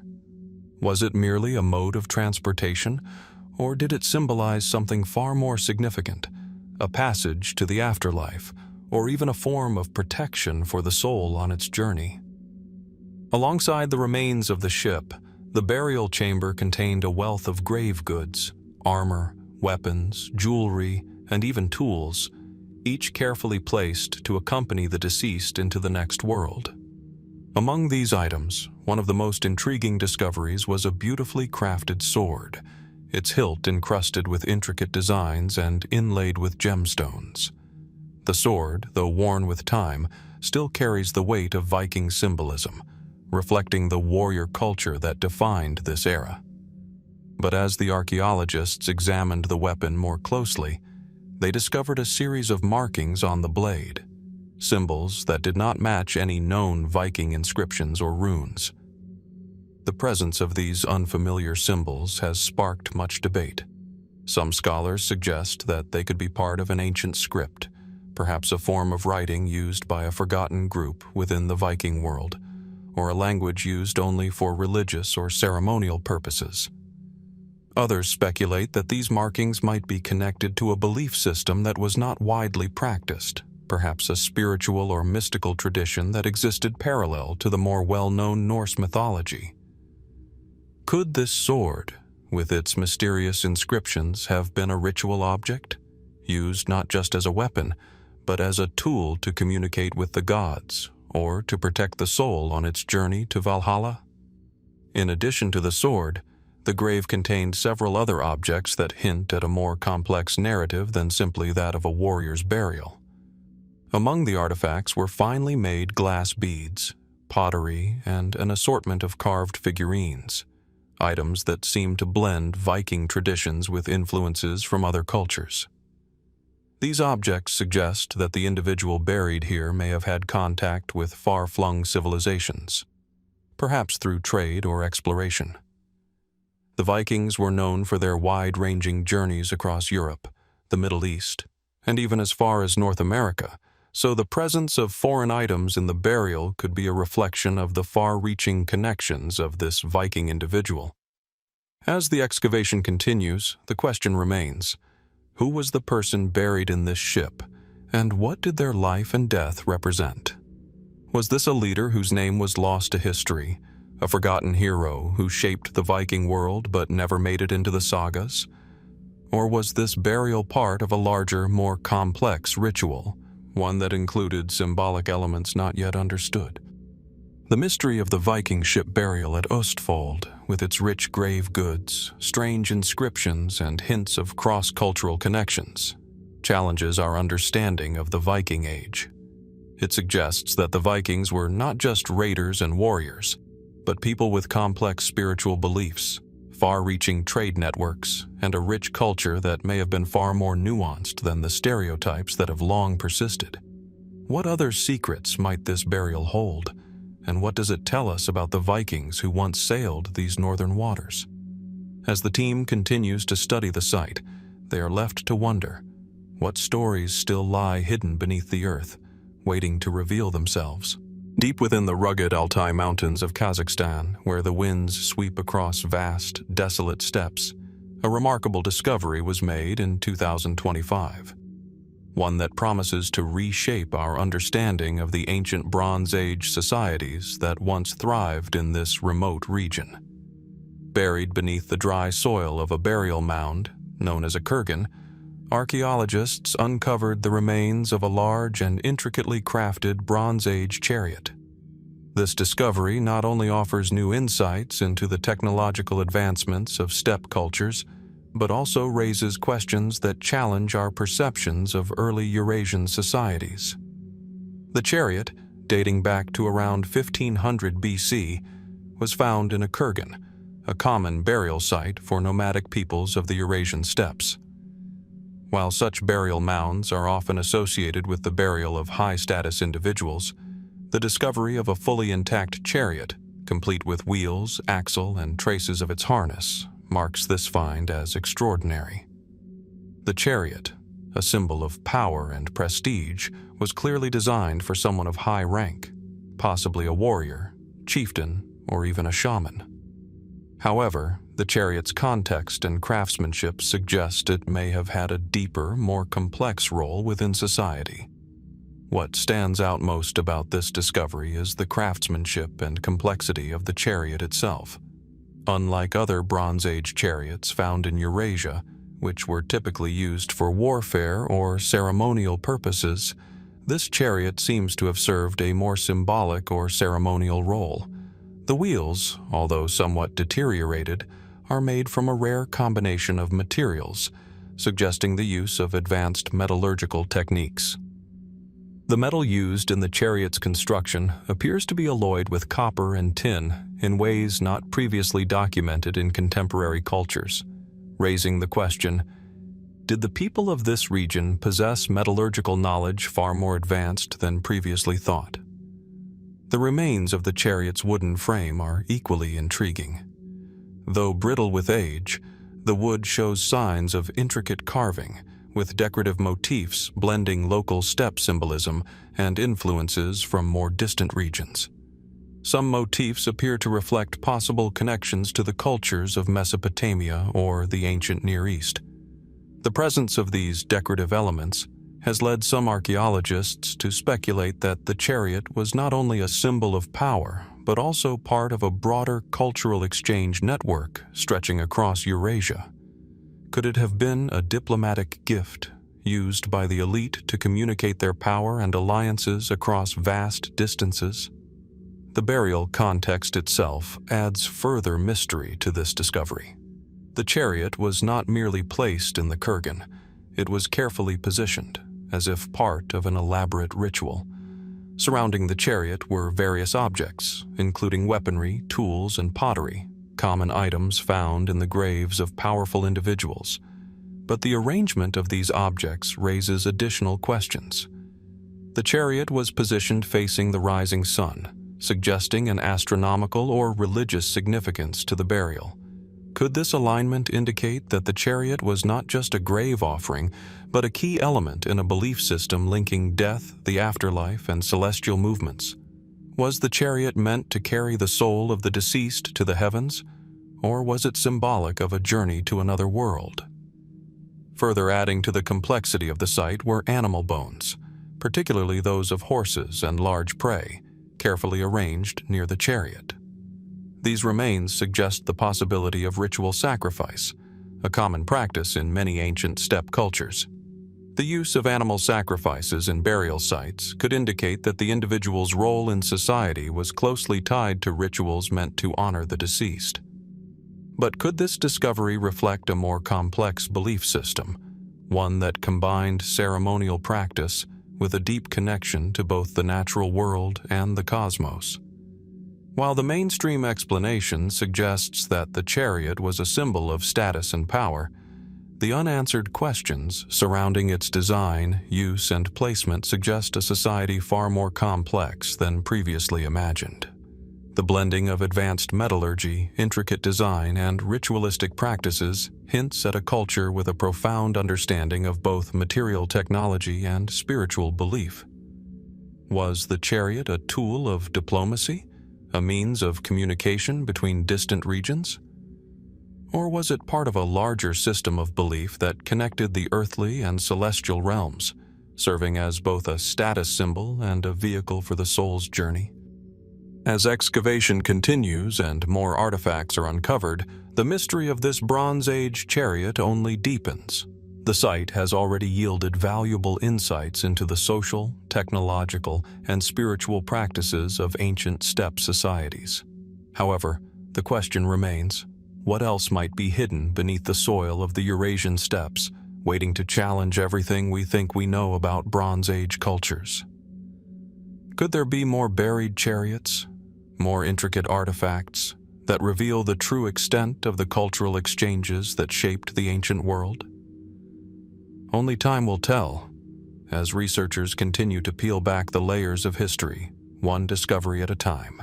As we move from the steppes of Kazakhstan to the heart of ancient Italy, we find ourselves in the charming city of Verona, where a remarkable discovery has emerged from the earth, one that offers a glimpse into the grandeur of Roman life. Beneath the modern streets of this UNESCO World Heritage Site, an exquisite Roman mosaic floor has been uncovered, revealing intricate designs and details that speak of a time long past. The discovery was made in 2025, during an excavation aimed at expanding Verona's subway system. As workers dug beneath the city's centuries-old roads, the mosaic slowly came into view, its vivid colors and intricate patterns clearly distinguishable from the surrounding dirt. At first glance, it was clear that this wasn't just any simple floor. This was a work of art, a piece of craftsmanship that would have graced the floors of a wealthy Roman home or villa. The mosaic itself measures several meters in length and width, covering the floor of what is believed to have been a grand Roman residence. The images within the mosaic are both elaborate and mysterious, depicting scenes of nature, mythology, and geometric patterns. Figures of gods and goddesses, warriors, and animals can be seen, each one meticulously arranged in vivid hues of red, yellow, green, and black. The mosaic's attention to detail is extraordinary. Each tiny tile, or tessera, was carefully placed to create images that would have been seen in vibrant clarity by the residents of the villa. But while the beauty of the mosaic is striking, it is the presence of certain unusual symbols within the design that raises questions. Amid the familiar Roman depictions of gods and mythological scenes, there are a number of symbols that seem out of place. One section of the mosaic features a geometric pattern that doesn't align with known Roman artistic conventions. The symbols are angular, with sharp lines and precise measurements, almost mechanical in nature, very different from the flowing organic forms that usually characterize Roman mosaics. What do these symbols represent?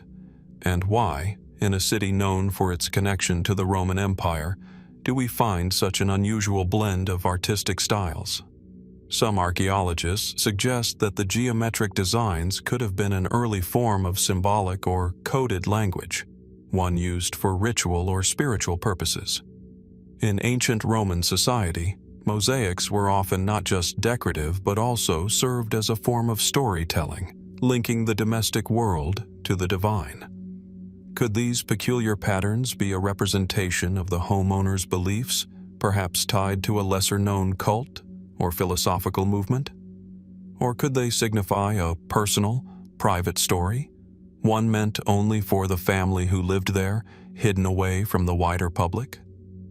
Adding another layer of intrigue is the discovery of what appears to be a stylized depiction of a large, mythical creature, unlike anything typically seen in Roman iconography. This creature, possibly a dragon or a serpent, appears in a central position within the mosaic, suggesting its significance. Some have speculated that it represents a symbol of power or protection, while others have proposed that it may be an allegory of some mythological tale, perhaps linked to the gods or the cosmic order. Why would such an image be featured so prominently in the mosaic? And what might it reveal about the values or beliefs of the people who commissioned it? There are also elements of the mosaic that point to cultural influences beyond the Roman world. For example, the depiction of certain plants and animals suggests possible connections to the distant East, or even North Africa. Was Verona, like many Roman cities, a melting pot of different cultures and traditions? The Roman Empire was vast, stretching from the British Isles to the sands of the Middle East, and trade routes connected distant corners of the empire. Could these exotic motifs be a reflection of the owner's wealth and status, a way to display their connections to far-flung parts of the empire? As the excavation continues, archaeologists are left with a number of unresolved questions. Why was this mosaic so carefully preserved? While mosaics from the Roman period are not uncommon, this one stands out for its unusual combination of styles, symbols, and imagery. Could the villa have been abandoned, its floors left to be forgotten for centuries, or was it deliberately concealed, perhaps to protect the mosaic from future generations or invaders? The discovery of the Roman mosaic in Verona is not just a glimpse into the past, but a puzzle waiting to be solved. As researchers continue to study the symbols and patterns, they are left to wonder, what does this mosaic truly represent? Is it a piece of art, a hidden code, or something else entirely? And what does it tell us about the people who lived in this house and the world they inhabited? As more of the mosaic is uncovered, the answers may yet emerge, offering new insights into the cultural and spiritual life of the Roman world. But for now, the mysteries of this ancient artwork remain, waiting to be unraveled.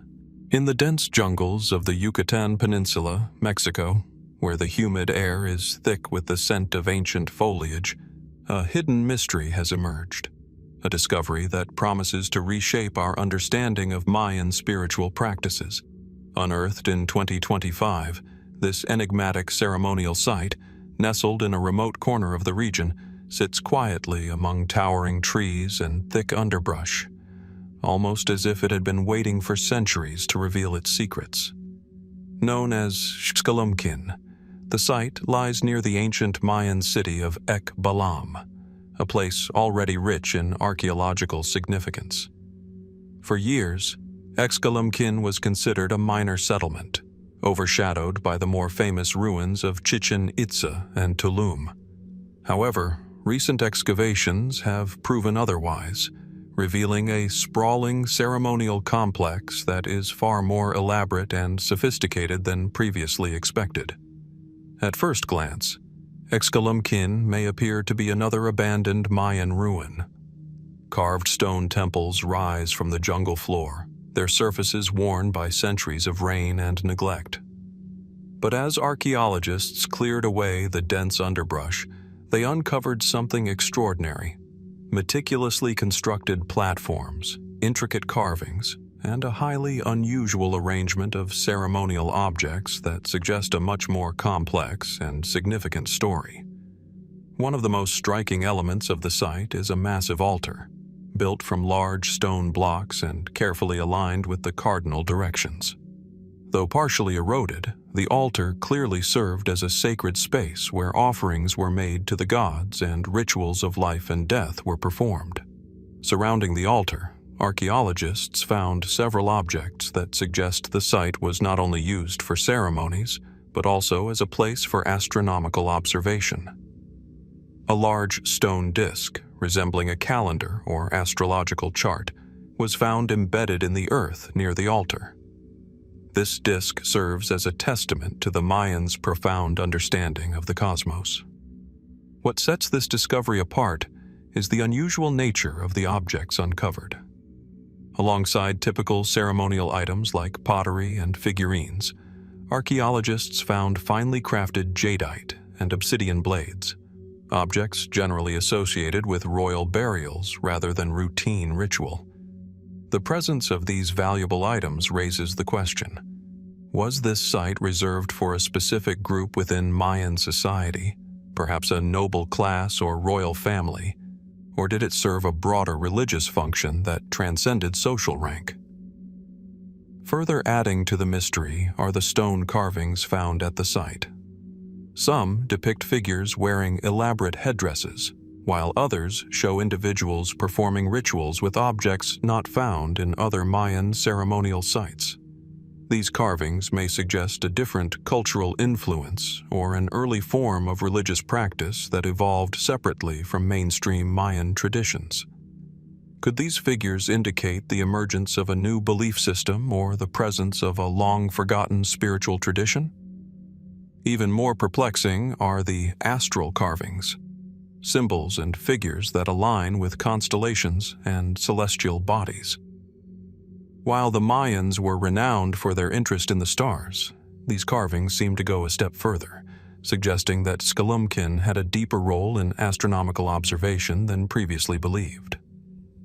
Did the people of Excavations possess an advanced understanding of celestial movements, using the site to mark specific astronomical events that held spiritual significance? Some theories propose that Excavations was part of a network of ceremonial locations, each aligned to specific celestial events.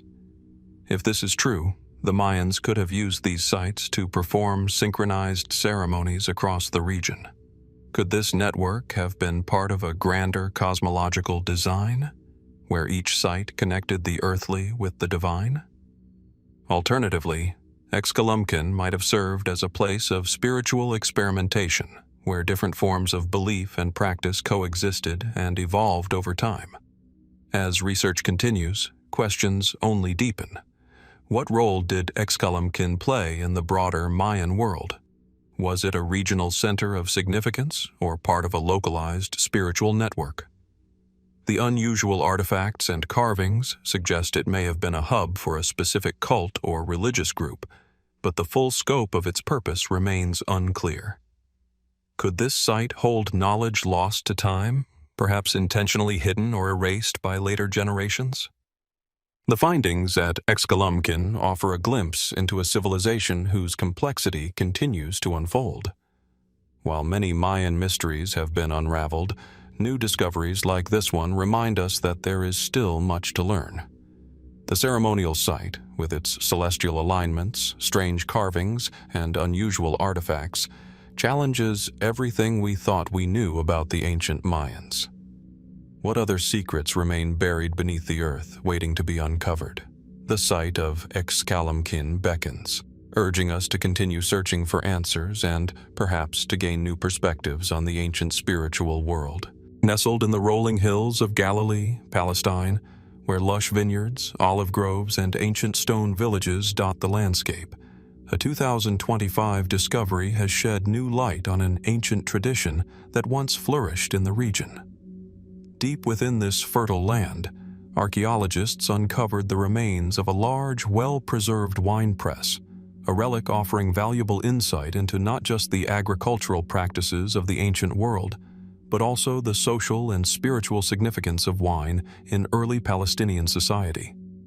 The wine press was discovered just outside a small village near the Sea of Galilee, an area long known for its agricultural abundance. With its fertile soil and ideal climate, the region was once a hub for viticulture and trade. The excavation of this site revealed a sophisticated structure made of large stones, with channels and basins designed to crush and collect juice from grapes. Remarkably intact, the press's original layout offers a glimpse into the methods used by the ancient people who lived here. What struck archaeologists the most was the scale and complexity of the wine press. This was no simple tool for a small farm. It was a large-scale operation capable of producing significant quantities of wine. The presence of multiple stone vats and an organized drainage system suggests that this wine press was part of a larger agricultural enterprise, possibly an industrial-scale production center. But who were the people who built it? And what role did wine play in their daily lives? The discovery of the press raises immediate questions about the significance of wine in ancient Palestine. In the Bible, wine is frequently mentioned as a symbol of joy, fertility, and divine blessing. It plays a role in religious ceremonies, rites of passage, and sacrifices. Could this wine press have been tied to such rituals? Was it a place where wine was produced not only for daily consumption, but for sacred feasts or offerings to the gods? Nearby, archaeologists found several storage jars, some still containing traces of ancient wine, suggesting that this site was used not only for production, but also for storage, and perhaps distribution for communal use. Adding to the mystery, archaeologists uncovered a series of unusual markings on the stones around the press. These markings, resembling ancient symbols, do not immediately match any known scripts from the region. Some of the symbols are geometric patterns or abstract figures, possibly tied to religious or spiritual beliefs. Could these marks represent a belief system that centered around the production and consumption of wine? Were they part of an ancient form of communication used to designate the wine press as a sacred space? The wine press's location also raises intriguing possibilities. Galilee, during the time the press was used, was part of a vast trade network stretching across the Mediterranean, connecting major civilizations. Could this wine press have been part of a larger trade operation, producing wine not only for local consumption, but for export to distant lands? The discovery of foreign pottery and coins nearby suggests that the site may have been part of an extensive trading network, where wine, along with other goods, was exchanged, possibly reaching Egypt, Rome, or Greece. Perhaps most mysterious of all is the lack of clear historical records connecting the site to any specific civilization or ruler. The region was part of the broader ancient Near East, home to civilizations like the Phoenicians, Israelites, and later Romans. Yet this wine press doesn't neatly fit into the historical frameworks of any of these groups. Could it have been built by a now-forgotten group of people whose stories were never written down? Or was it abandoned by a civilization that was destroyed by war, natural disaster, or political upheaval? As excavation continues, the questions surrounding this discovery deepen. What does this wine press reveal about the role of agriculture and trade in ancient Palestinian society? Was wine production a common practice, or was it confined to the elite? What spiritual or ceremonial significance did wine hold for the people of the time? The discovery of this wine press in Galilee opens a window into a past where agriculture, religion, and trade were deeply intertwined. However, as we stand on the edge of this fascinating find, we are left to wonder, what other secrets lie beneath the soil of Palestine, waiting to be uncovered? What other artifacts or hidden connections to the ancient world are waiting to reveal themselves in the vineyards of this historic land? Only time will tell. In the dense jungles of Costa Rica, where the humid air is thick with the scent of ancient foliage, a groundbreaking discovery has emerged, one that challenges our understanding of pre-Columbian societies and their advanced craftsmanship. Hidden beneath layers of earth and vegetation for centuries, a series of ancient gold artifacts has been uncovered, offering a rare glimpse into the lives and spiritual practices of the indigenous Diki people who once thrived in this vibrant region. The artifacts were discovered in a burial site near the Dikis Delta, an area rich in archaeological significance. The Dikis culture, which flourished in southern Costa Rica between 500 and 1500 AD, was known for its artistry, particularly in metalworking. The recent find includes finely crafted gold figurines depicting animals, humans, and mythological creatures. Each piece was made with extraordinary precision and attention to detail, suggesting that these objects were likely part of ceremonial offerings or rituals, deeply tied to the spiritual beliefs of the Diki people. What makes this discovery so remarkable is not only the quality of the gold, but also the craftsmanship behind it. Some of the figurines are entirely crafted from gold, while others are covered with a thin layer of the precious metal. The skill involved in creating these small yet intricate objects points to a highly advanced understanding of metallurgy. The Dikis people had access to abundant gold reserves, yet the level of sophistication required to shape and detail these objects raises questions about their technological capabilities. How did they achieve such precision without the advanced tools we have today? The symbolism embedded in the artifacts is equally enigmatic. Some of the figurines depict animals like frogs, snakes, and jaguars, creatures that held spiritual significance for the Dikis. Others are anthropomorphic, with human-like faces etched with geometric patterns, suggesting a deep connection to nature and the supernatural. These figures may have been representations of gods, spirits, or ancestors, perhaps meant to guide the deceased into the afterlife or to invoke divine favor. The ceremonial use of gold to create such figures could symbolize not only wealth, but also spiritual power, a link between the material and the divine. Adding to the mystery, many of the gold objects were discovered alongside ceramics and other materials, arranged in a way that suggests the site was part of a larger burial or ceremonial complex. Some archaeologists believe that the gold artifacts may have been used in elite burial practices, pointing to the possibility that the buried individuals were powerful figures, chieftains, priests, or rulers. These individuals may have been honored in death with such elaborate objects to affirm their high status and ensure their protection in the afterlife. However, not all archaeologists agree on this interpretation. Some speculate that the gold objects were offerings placed in the ground for reasons beyond burial practices. Could they have been symbolic representations of deities or supernatural forces left as a tribute to protect the living or perhaps to ensure prosperity for the community? Was there a ritualistic practice that involved such valuable items as a means of honoring both the deceased and the gods? The most intriguing aspect of these gold artifacts is their potential connection to other ancient cultures. The fine craftsmanship and symbolic motifs found on the gold pieces have been compared to those of the Andean cultures, such as the Moche and Inca civilizations. This raises the possibility that the Diquís people were part of a broader network of cultural exchange across the Americas. Could there have been contact or trade between the Diquís and other civilizations in South America? If so, this would suggest that pre-Columbian societies were more interconnected than previously thought, fostering cultural and technological exchanges that spanned vast distances. As excavation continues, archaeologists are left with even more questions. What role did gold play in the lives of the Diquís people? How did the use of gold shape their social, political, and religious systems? Were the gold artifacts part of a broader belief system that incorporated elements of both local traditions and external influences? As more of the site is uncovered, these questions grow more complex, but they also open the door to new possibilities for understanding the Diquís civilization.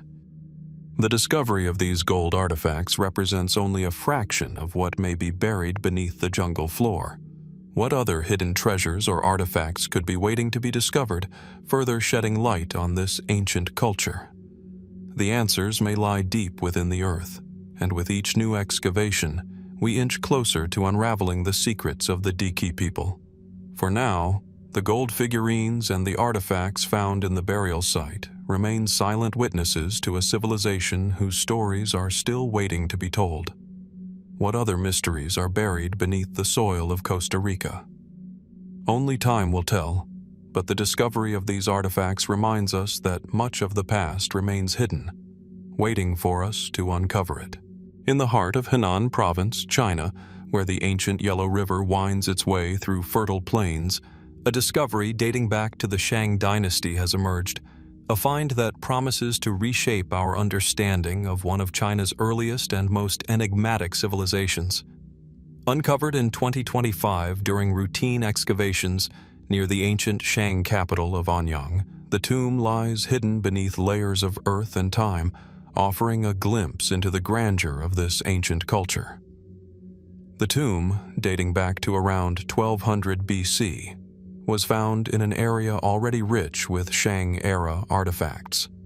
However, what makes this particular find stand out is its sheer scale and the intricacy of its contents. The tomb appears to have belonged to an elite individual, possibly a noble or even a royal family member, as indicated by the wealth of objects and the elaborate structure of the burial chamber. As archaeologists carefully extracted the remains, the tomb itself emerged as a testament to the sophistication and complexity of Shang burial practices. The tomb is surrounded by a large stone enclosure, and its interior is divided into several sections, each offering a different insight into the deceased's life and status. The most striking feature of the tomb is the abundance of ritual objects, including bronze vessels, jade ornaments, and exquisitely crafted weapons. These items, carefully arranged around the body, suggest the deceased held a position of great importance.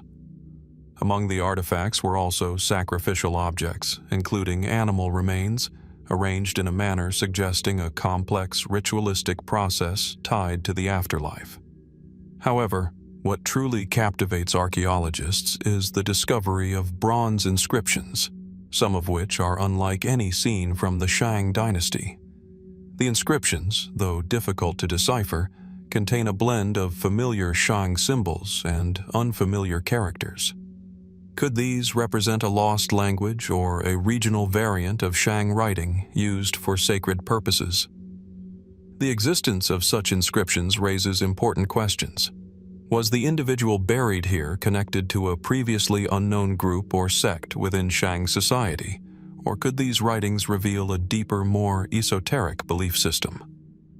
The tomb also contained a remarkable number of jade items, precious objects adorned with intricate designs, suggesting not only wealth but also spiritual significance. Jade was highly revered in Shang society for its believed ability to protect the soul and ensure safe passage to the afterlife. The large quantity of jade found within the tomb, including jewelry and ceremonial tools, indicates the high status of the deceased and the importance of these rituals. But what is especially mysterious is the discovery of a jade figure that departs from traditional Shang-era symbolism. This figure depicts a hybrid creature, possibly a combination of human and animal, with wings and features that don't align with known Shang motifs. Could this be a representation of a deity, a protector spirit, or a shamanic figure, an intermediary between the human and spiritual realms? Adding to the intrigue are the bronze bells found within the tomb, larger and more elaborate than those typically found in Shang burials. These bells bear markings resembling astrological symbols. Some scholars have suggested that these markings may have been used to track celestial events such as eclipses or the movement of stars, hinting at the Shang dynasty's advanced understanding of astronomy. Were these bells used in rituals to communicate with the heavens, or did they play a role in a system of celestial navigation? Could the Shang rulers have used celestial events not only for practical guidance, but as a way to legitimize their rule? As excavation of the tomb continues, more questions emerge. What does the blending of familiar Shang symbols with unknown characters tell us about the evolution of the Shang writing system? Was this tomb a repository of sacred knowledge, perhaps linked to a lost tradition or a secret sect? What do the hybrid creatures and celestial motifs suggest about the religious practices of the time? Was this tomb constructed to honor a ruler, or was it the burial of a spiritual leader whose influence over both the earthly and celestial realms was deemed paramount? The discovery of this Shang dynasty tomb raises as many questions as it answers. With each new artifact uncovered, the mystery deepens, suggesting a civilization far more complex than previously understood. The unusual inscriptions, celestial motifs, and enigmatic jade figures point to a society that was not only advanced in metalworking and architecture, but also deeply engaged in spiritual and cosmological practices. Could this tomb belong to someone whose role in Shang society was more than political?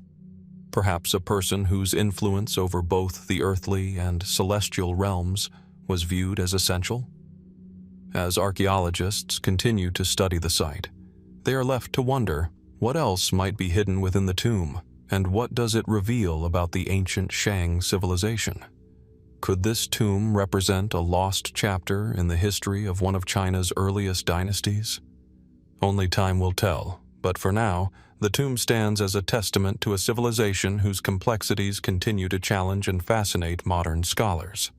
In the heart of the Atacama Desert, Chile, one of the driest places on Earth, a vast and enigmatic landscape stretches as far as the eye can see. Here, amidst the parched earth and jagged mountains, a remarkable discovery has surfaced that has left archaeologists and researchers stunned. Massive geoglyphs, ancient, intricate designs etched into the desert floor, have been uncovered, offering a glimpse into the past that raises more questions than answers. The geoglyphs, which span several kilometers across the desert, are not easily visible from the ground. Their true scale and form can only be appreciated from above, where the sweeping designs become apparent. Some of the geoglyphs resemble simple shapes, lines, and geometric patterns, while others take on more complex forms, such as animals, humanoid figures, and abstract motifs. These designs, carved into the arid soil, appear to be not just art, but a form of communication, an expression of beliefs, rituals, or perhaps even astronomical knowledge. The discovery of these geoglyphs in 2025, while significant, is not entirely unexpected. Similar, though smaller, geoglyphs have been found in other parts of the world, most famously in the Nazca Desert of Peru. However, the sheer scale and complexity of these new geoglyphs in the Atacama Desert are unlike anything previously seen. The designs cover an area so vast that it seems almost impossible to believe that they were created by a people living in such a harsh and remote environment. The question that looms is this: who created these geoglyphs, and why? Some scholars suggest that these geoglyphs may have been created by the ancient cultures of the Andes region, whose knowledge of the cosmos and agricultural cycles was deeply intertwined. Could these designs represent a form of communication, possibly used by ancient people to convey spiritual beliefs, celestial events, or seasonal changes? The Atacama Desert, with its stark, clear skies, may have been a perfect place for such astronomical observances. Perhaps the geoglyphs were designed to mark the movement of the stars, the sun, or the moon, and were used as tools for keeping track of time or for religious rituals tied to celestial phenomena. Others speculate that the geoglyphs may have had a more practical function, perhaps serving as markers for ancient trade routes, guiding travelers across the harsh terrain of the desert. Given the remoteness of the location, these geoglyphs could have been used as a form of map, indicating key locations or resources in an otherwise barren landscape. In a desert where the horizon offers few distinguishing features, large, visible patterns could have been crucial for navigation. Yet, there are aspects of these geoglyphs that remain unexplained. Some of the more intricate designs appear to align with certain constellations, suggesting a more advanced understanding of astronomy than previously attributed to the cultures of the region. Could these geoglyphs be linked to a more ancient and sophisticated system of knowledge, possibly predating the rise of the Andean civilizations? Was there a deeper, more complex understanding of the universe that transcended the known belief systems of the time? Even more mysterious is the fact that the geoglyphs seem to have been created in a way that aligns them with specific points in the landscape: mountain peaks, rock formations, and even other ancient sites. This raises the question, were the geoglyphs part of a larger coordinated effort to align spiritual beliefs with the natural world? Could these geoglyphs have been a form of sacred geometry, designed not only to be seen from the sky, but to connect the people with the land, the heavens, and the divine? The discovery of these massive geoglyphs also prompts the question of their origin. While some scholars point to known pre-Columbian cultures, such as the Atacameño people, others suggest that the geoglyphs could be the work of an earlier civilization, one whose existence has been lost to time. Could this be evidence of a society that lived in the Atacama Desert long before the known cultures of the Andes and South America? If so, what happened to this civilization, and why is there so little evidence of their existence? What is certain is that the geoglyphs of the Atacama Desert hold secrets that have yet to be fully uncovered. Their scale, design, and location suggest that they were created for reasons far beyond mere decoration. They may have been an attempt to communicate with the gods, to mark important events, or to record the movements of celestial bodies. Yet, as of now, the true meaning behind these vast designs remains elusive.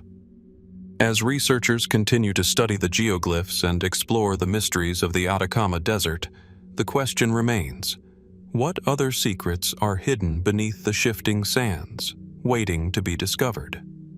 What did the people who created these symbols understand about the cosmos, the earth, and their place within it? And perhaps most intriguingly, What other lost civilizations or forgotten knowledge might still be waiting to be revealed in the harsh, enigmatic landscape of the Atacama Desert? The answers may lie buried in the desert, waiting for those who dare to look. In the rugged hills of Cornwall, UK, where the winds whip across the coastline and the moors stretch under a heavy sky, an ancient mystery has emerged from the earth. Deep within a secluded valley, archaeologists uncovered signs of a significant Iron Age hill fort expansion, an astonishing discovery that has both thrilled and puzzled experts. Dating back to around 500 BC, this site reveals an expansive network of fortifications, ditches, and earthworks, shedding light on a once thriving community in a period marked by tribalism and militaristic societies. The hill fort sits atop a prominent rise, offering a commanding view of the surrounding landscape. From this vantage point, it's easy to see why such a location was chosen. The natural defensive advantages, steep slopes and high ground, made it an ideal stronghold for a community seeking protection from raiders or rival tribes. The fort's expansion, however, raises intriguing questions. This wasn't merely a place of refuge. It was a highly organized, well-planned structure that, over time, grew in size and complexity, signaling that its occupants sought to establish a lasting presence in the region. Excavations, which began in 2025, revealed that the hill fort started as a smaller settlement but expanded gradually, with new walls, gates, and defensive ditches constructed in phases. The initial phase, likely built around 500 BC, coincided with significant tribal transformations across Britain. What stands out is the sophistication of these early fortifications. Large stone walls, some still standing, were reinforced with earthworks, and the entrance was marked by timber gates. This layout suggests not just a military stronghold, but also a community with a highly organized approach to military and social structure. Inside the fort, archaeologists uncovered an array of artifacts, tools, pottery, and weapons that indicate the hill fort was not only a military outpost, but a thriving settlement. A remarkable find was a collection of finely crafted metalwork, including weapons and jewelry, which had been deliberately buried near the center of the fort. These items likely served as offerings or burial items, suggesting a ritualistic element in the community's practices. Were these artifacts placed as part of a ceremonial act, or were they buried during a time of upheaval, perhaps marking a significant turning point in the settlement's history? The most striking feature of this discovery is the scale of the fort's expansion. As the hill fort grew, so too did its defensive features. Multiple layers of fortifications were built, each more complex than the last. The community appears to have adapted constantly to external threats, reinforcing their position with larger walls and more sophisticated defenses. What drove this expansion? Was it in response to political or military pressures from neighboring tribes, or did it stem from internal, perhaps social or religious factors? Some archaeologists speculate that the growth of the hill fort might have been triggered by increased trade and cultural exchange. Cornwall, with its rich mineral resources, especially tin, would have been a vital trade hub. Could this expansion reflect the growing importance of the settlement as a center for commerce and defense? The introduction of advanced metalworking and pottery techniques further supports this theory. These innovations could have been facilitated by trade with Mediterranean or Near Eastern cultures, though concrete evidence of such long-distance contact is lacking. Other theories suggest that the hill fort's expansion was influenced by spiritual or religious developments. The deliberate burial of objects and the ritualistic nature of some of the artifacts found within the fort hint at the possibility of a belief system that elevated the hill fort beyond a mere military stronghold. Was the fort's growth tied to the community's need for a more prominent space for worship or social gatherings? Could the expansion reflect a symbolic need to create a structure that not only defended the people, but also embodied their spiritual or cultural identity? The role of the hill fort's inhabitants remains unclear. Were they primarily warriors, defending their land from external threats? Or did they also engage in agricultural and economic activities, requiring a permanent and expansive settlement? The variety of artifacts, from agricultural tools to ritualistic offerings, suggests a community with complex social, economic, and spiritual practices. As the excavation continues, the full extent of the hill fort's purpose remains shrouded in mystery. Was its expansion a response to military threats, or driven by cultural, spiritual, or economic factors? The complex design of the fort and the careful arrangement of its structures suggest a level of sophistication not often associated with early Iron Age Britain. What do these discoveries reveal about the interconnected societies of ancient Britain, a time when the inhabitants were not isolated tribes, but part of a larger world of trade, ideas, and influence? With each new discovery, the mystery of the hill fort deepens, raising more questions than answers. What other pieces of history remain buried in Cornwall, waiting to be uncovered? As further exploration takes place, the full story of this ancient fortress may finally be revealed, offering a profound understanding of a culture long gone. In the serene, rolling hills of Slovakia, where dense forests meet the gentle curves of the Va River, an extraordinary discovery was made in 2025, one that has both astonished and puzzled archaeologists. Deep within a secluded valley, hidden beneath the soil, lay a cache of Bronze Age spears, carefully buried and arranged in a manner suggesting intentional placement, not the result of time or nature, but the work of people long forgotten. The site, located near the village of Trenchin, was initially thought to be another peaceful archaeological area. However, as excavations progressed, the team unearthed a collection of beautifully preserved bronze spearheads. At first glance, these appeared to be typical artifacts from the Bronze Age, a period when bronze was the metal of choice for tools and weapons.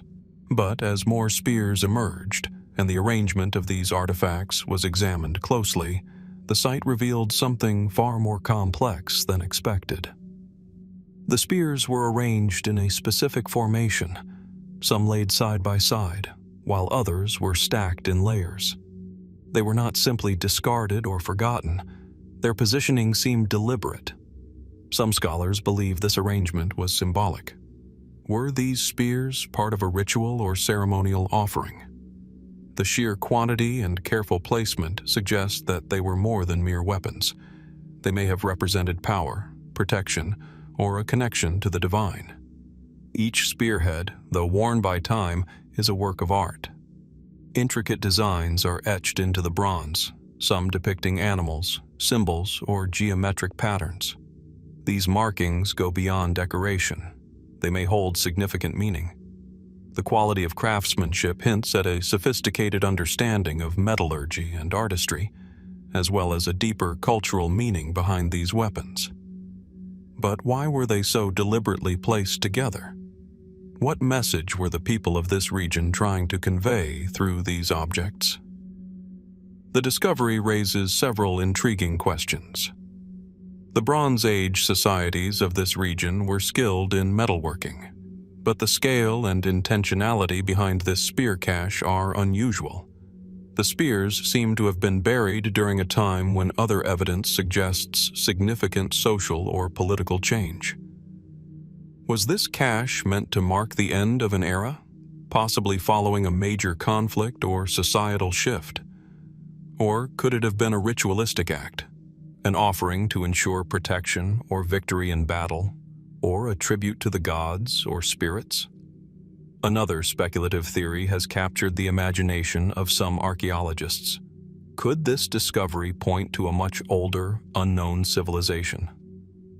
The arrangement and symbolism embedded in the spears suggest a more complex belief system than what we typically associate with Bronze Age cultures of Central Europe. Could a highly organized society, with advanced ceremonial practices, have once existed here, only to be lost to history? These spears might be part of a cultural tradition that vanished, leaving only these artifacts as clues to a forgotten society. the quality of the bronze used for the spears adds another layer to the mystery. The metal's exceptional quality suggests that the people who crafted these spears had access to advanced smelting and alloying techniques. But where did they source such high-quality bronze? Did they have a trading network linking them to distant regions, such as the Mediterranean or the Near East, where metallurgy was highly developed? The possibility of long-distance trade challenges our understanding of cultural exchange during the Bronze Age and raises questions about the influence of far-reaching connections on Central Europe. The sheer number of spears, over 100, raises further questions about their purpose. Were all of them intended for ceremonial use, or did some serve as actual weapons for battle? The discovery of a few broken spears scattered among the others suggests that some of these weapons may have been used in combat. Was this cache part of a broader military culture, one that valued weapons not only as tools of war, but as items imbued with spiritual significance? As the excavation continues, more questions arise. What did these spears mean to the people who buried them? Were they placed to mark a significant event, or as part of a religious or ceremonial act? Could this burial of spears relate to an ancient conflict or power struggle, one that left no written records, but whose legacy survives in these powerful symbols of strength and protection? With each discovery, the mystery of the Bronze Age spear cache deepens. The site has already yielded a wealth of material culture, tools, pottery, and weapons. But it is the symbolism and arrangement of the spears that continue to captivate archaeologists.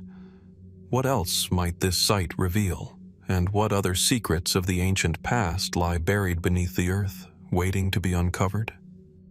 The spears, silent yet eloquent, continue to beckon us, inviting us to peer deeper into a time that still holds many unanswered mysteries.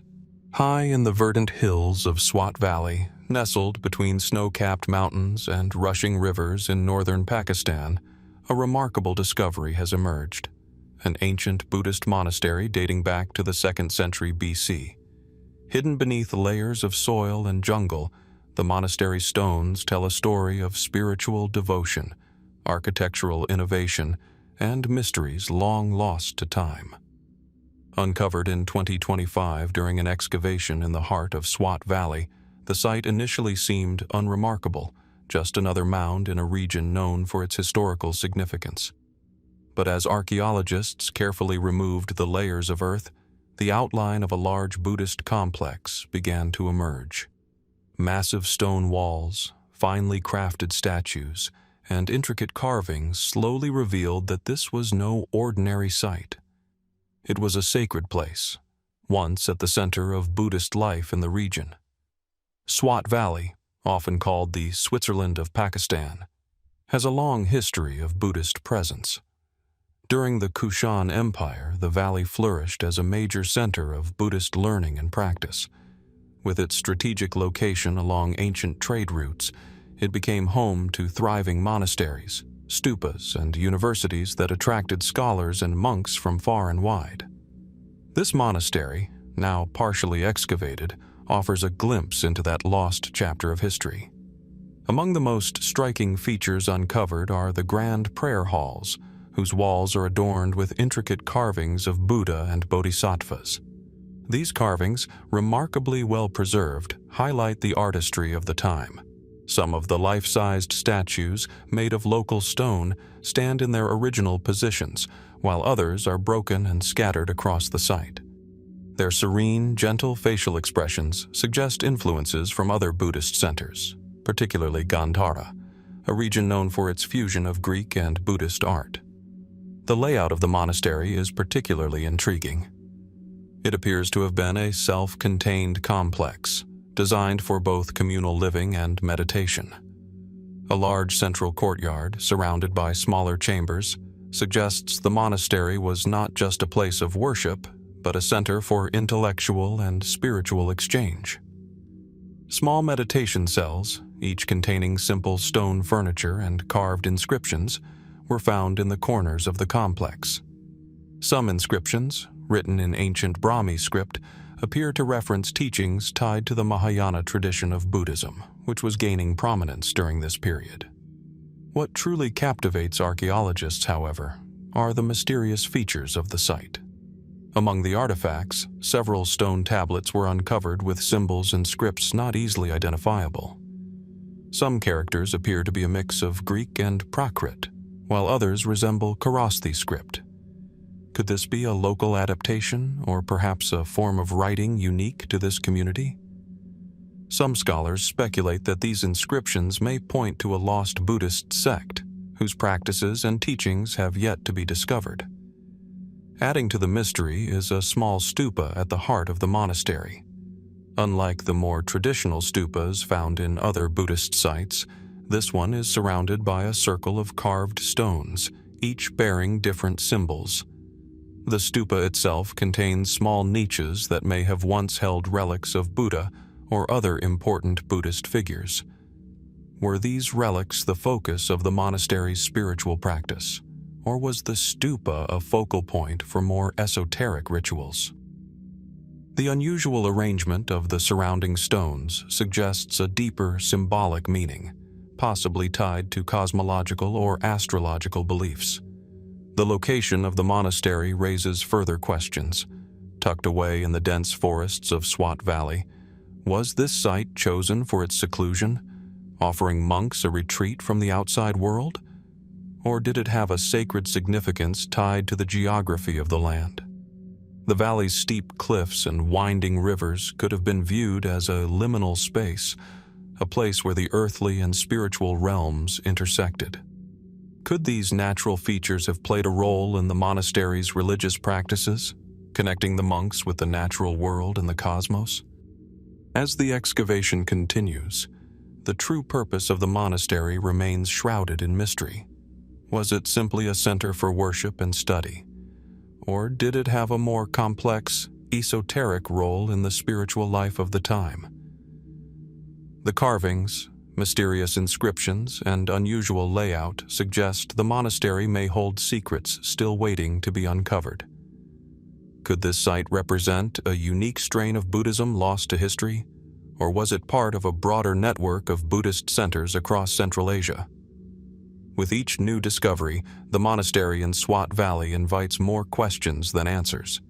Its quiet stone walls, nestled in the shadows of the surrounding mountains, speak of a time when Buddhism flourished in a land of great spiritual significance.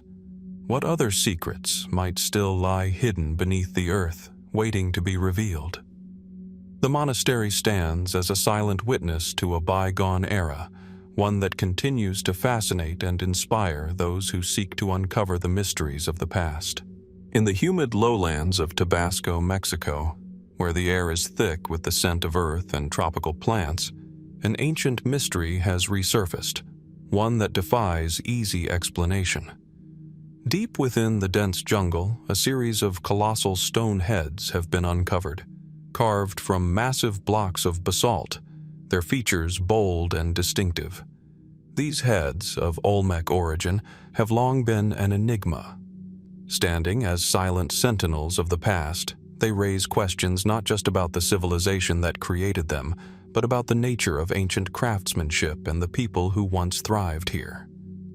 The stone heads were unearthed in 2025 during excavation projects aimed at uncovering more about the Olmec civilization, one of Mesoamerica's earliest and most influential cultures. The Olmecs, often referred to as the mother culture of Mesoamerica, are known for their impressive art, architecture, and religious practices. Yet despite their importance, many aspects of their society remain shrouded in mystery. Their art, especially the massive stone heads, continues to baffle scholars to this day. The heads themselves are awe-inspiring. Each one weighs several tons and is carved with remarkable detail, depicting human figures with strong, angular features. Their faces are often marked by distinctive headgear, suggesting that these figures may represent important rulers, warriors, or deities. Their expressions are intense, almost stoic, with some heads showing signs of wear from centuries of exposure to the elements. What is most striking, however, is the sheer scale of these carvings. How were they transported, given the size and weight of the stones? And why were they created in such a grand manner, with so much effort and resources invested in each figure? The purpose of these colossal heads has been a source of much debate. Most archaeologists agree that they likely represent rulers or prominent figures in Olmec society, but some suggest that they might have had a more ceremonial or symbolic role. Were the heads carved to honor specific individuals, perhaps leaders with great influence over the Olmec people? Or were they placed to mark important ceremonial sites, serving as protectors of sacred spaces? Given their size and the labor required to carve and transport them, it seems likely that these figures held great significance. Despite these theories, several aspects of the heads remain perplexing. For instance, many of the features, such as the large, flat noses and full lips, deviate from typical Mesoamerican representations. Some scholars have suggested that these facial features resemble African art, raising questions about potential contact between the Olmecs and distant civilizations. Although there is no concrete evidence to support such a claim, the resemblance has sparked intriguing theories about ancient transoceanic contact, ideas that have yet to be definitively disproven. The location of the heads in Tabasco also presents a mystery. The Olmecs did not inhabit a single site, and their civilization spanned several regions of Mesoamerica. Yet the exact purpose of this area, now largely covered by jungle, remains unclear. The heads have been found in what appears to be a ceremonial center, suggesting the region may have once been a focal point for religious or political activity. But what was the nature of this place? Was it a capital, a shrine, or perhaps a ceremonial city? And why were the heads arranged in such a way, seemingly following a pattern we still don't fully understand? As the excavation continues, other discoveries add complexity to the site. Alongside the heads, archaeologists have uncovered additional Olmec artifacts, jade figurines, pottery, and carvings that hint at a more advanced understanding of art, symbolism, and trade than previously believed. The presence of jade, a material highly prized by the Olmecs, suggests a thriving trade network, possibly linking the Olmecs with other regions of Mesoamerica and beyond. What were these artifacts used for, and what do they reveal about Olmec belief systems? Were they part of offerings to the gods, or symbols of power and wealth? More questions arise when considering the origin of the stone used to carve the heads.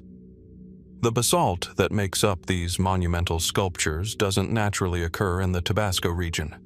This has led some to speculate that the Olmecs either transported the stones from distant quarries or possessed advanced quarrying and carving techniques that have been lost to time. If the stones were transported, how were the massive blocks moved? Was it a feat of engineering that we have yet to fully understand, or did the Olmecs possess techniques forgotten by history? With each new excavation, the mystery of the Olmec heads deepens. What do these monumental sculptures truly represent? And what do they reveal about the hidden history of ancient Mesoamerica? Could these heads be more than just representations of rulers or gods? Could they be part of a larger narrative involving advanced knowledge, long-lost connections, and forgotten histories? As researchers continue to study these ancient relics, they are left to wonder, what other secrets lie beneath the soil of Tabasco, waiting to be discovered? The Olmec civilization, with its powerful art and enigmatic symbols, remains one of the most fascinating mysteries of ancient history. What more might these stone heads tell us that we have yet to learn? The answers may still be hidden, waiting in the heart of the jungle, in the quiet hills of southern Turkey, where the scent of pine trees mingles with the earthy aroma of ancient stone. An extraordinary discovery has recently emerged: an ancient 2,000-year-old amphitheater, partially buried beneath the soil and hidden for centuries. Located near the city of Mersin in the ancient region of Cilicia, this site offers a fascinating glimpse into the past. As archaeologists began their work in 2025, the true scale and design of the amphitheater began to emerge, revealing not just a venue for public entertainment, but a structure that tells a much deeper story about the people who built it. The amphitheater, with its semicircular seating and expansive stage, stands as a testament to the grandeur of the Roman world. The finely carved stone seats, some cracked from centuries of earthquakes and weathered by time, still bear the marks of their age. Once the site of gladiatorial games, theatrical performances, and public gatherings, the arena now exists as a shadow of its former self. Yet, even in its ruins, it exudes a sense of history and purpose, as if the very stones beneath our feet echo the voices of those who once filled the stands. What stands out most about this amphitheater is its sheer scale. Unlike other Roman amphitheaters, which were typically built to accommodate large crowds, this one seems designed on a much grander scale. The size of the seating area suggests that the amphitheater wasn't just for the local population, but also for visitors from other parts of the empire. Despite its prominence, there is little written history explaining its significance. What role did this amphitheater play in the cultural and social life of Cilicia? The excavation has revealed several intriguing details. As archaeologists cleared the layers of soil, they uncovered intricate mosaics adorning the floors and entryways of the amphitheater. Though damaged, the mosaics are still rich with color and detail, depicting scenes of everyday life, hunters, musicians, dancers, each frozen in motion. The vibrancy of these mosaics hints at the cultural richness of the society that once called this amphitheater home. What is particularly fascinating is the mix of Greek and Roman artistic elements, suggesting a fusion of Eastern and Western traditions. Could this be evidence of the cultural exchange between the Greeks, Romans, and the indigenous people of Cilicia?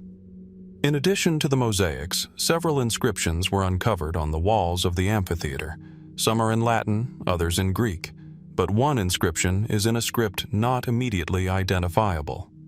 This inscription, which seems to refer to a local ruler or patron of the arts, has sparked speculation about the identity of the individual behind the amphitheater's construction. Was it an emperor, a local noble, or perhaps a group of citizens who sought to immortalize their legacy through public spectacles? Could this amphitheater have been a collaborative effort to bring the grandeur of Roman culture to a remote part of the empire? Another curious feature of the site is the amphitheater's positioning. Built on a slight incline, it is oriented in such a way that it aligns with natural landmarks and celestial events. Some scholars suggest that the amphitheater's location was chosen for its strategic or spiritual significance.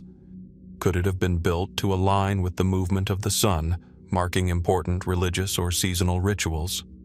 The idea that the amphitheater served not only as a venue for entertainment, but also as a site of ritualistic or astronomical importance adds a layer of mystery to its function. Yet, there are still many questions left unanswered. How did this impressive structure remain hidden for so long? The amphitheater's discovery was entirely accidental, unearthed only when construction for a new infrastructure project began nearby. Was it deliberately buried over the centuries to protect it from invaders or natural disasters, or did it fall out of favor and eventually disappear from historical records? Its lack of mention in ancient texts is perplexing, considering its size and importance. Was it abandoned during the decline of the Roman Empire in the East, or was it lost due to some other unknown event? As the excavation continues, more artifacts and clues are being uncovered, but many aspects of the amphitheater remain enigmatic. What was its true purpose, and how did it fit into the broader history of Cilicia? Was it primarily a political statement, a religious site, or simply a place for entertainment and community gathering? Could there be other hidden structures beneath the site, possibly holding more artifacts that could shed light on its significance? Each stone unearthed, each mosaic revealed, brings us closer to understanding the story of this ancient amphitheater. Yet the mysteries surrounding its construction, use, and eventual disappearance remain unsolved. What else might be hidden beneath the soil of this forgotten city, waiting to be uncovered? The amphitheater in Mersin stands as a silent witness to a bygone era, continuing to challenge our understanding of the ancient world and inviting us to look deeper into the past, wondering what more it might reveal. In the arid expanses of Kuwait, where the desert meets the Arabian Gulf, an unexpected discovery has emerged from beneath the sand. A fossilized wooden boat, its shape still clearly visible, as if suspended in time. Uncovered in 2025 near the coast, an area with a rich maritime history, this discovery has surprised archaeologists. It offers new insights into the region's ancient seafaring cultures, insights that challenge conventional timelines and assumptions about the development of maritime technology in the Arabian Peninsula. The boat, though partially preserved in fossilized form, is a stunning example of ancient craftsmanship. The remains of its wooden hull, weathered by centuries of exposure to salt water and sand, still display its structure. Its shape, with curved, tapered ends and sturdy design, suggests the boat was built for long journeys across waters. The size and form align with those used for trade or fishing in ancient times, but the preservation raises questions. How could such a large wooden object survive in the harsh desert environment for thousands of years? The fossilized remains were found in a shallow trench near the coastline, an area now far from the water's edge but once part of a thriving maritime route. The boat's placement suggests it was either abandoned or intentionally left behind by early seafarers. But who were these people? And what significance did this boat have for them? Was it a relic of a lost civilization, or part of an ancient tradition of seafaring people whose legacy was buried beneath the sands of time? One of the most striking aspects of the boat's discovery is its age. Initial estimates suggest it dates back to around 4,000 to 5,000 years ago, placing it in the early Bronze Age. This period, often associated with the rise of complex societies, trade, and urbanization, also saw the first significant advancements in maritime technology. Could this boat represent one of the earliest examples of seafaring in the region, or a precursor to the maritime trade networks that later defined the Arabian Gulf and beyond? While ancient boat discoveries are not unprecedented, the condition of this vessel and its location in Kuwait add a layer of mystery. The process that fossilized the boat is unlike anything seen before in the region. The dry desert conditions typically wouldn't preserve organic materials like wood for millennia. So how did this boat survive for such a long time? The unique geological conditions, saltwater exposure followed by the desert's arid climate, may have played a role in preserving the wood in a way that allowed it to fossilize. However, the exact conditions that led to the preservation of the boat remain largely unexplained. Further excavation revealed small tools and fragments of pottery near the boat. These objects suggest that the boat was used by a group of people deeply connected to the sea, whether for fishing, trade, or exploration. They were carefully placed around the boat, possibly as part of a ritualistic offering or a farewell. The possibility that this was a ceremonial or symbolic burial, rather than a simple abandonment, adds another layer of intrigue to the discovery. The size and construction of the boat also raise questions about the seafaring capabilities of its builders. The craftsmanship suggests people who understood maritime navigation and the need for durable, reliable vessels. The use of wood combined with rudimentary yet effective joinery indicates that these early seafarers were capable of long-distance voyages, possibly for trade or exploration. The boat's design suggests it was meant for specific purposes, such as navigating the waters of the Arabian Gulf, or even reaching the coasts of Iran or Mesopotamia. How far might these people have traveled, and what else might they have known about the seas? The mystery deepens when considering the boat's connection to the broader historical context. The discovery has led some to speculate that this vessel is evidence of early maritime trade routes that spanned the Arabian Gulf and beyond.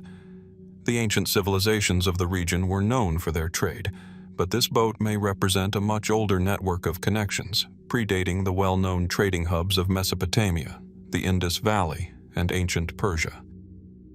Could there have been a sophisticated seafaring tradition in the Arabian Gulf long before these great civilizations arose? As the excavation continues, more questions arise. What kind of society built such a vessel, and what role did it play in their daily lives and spiritual practices?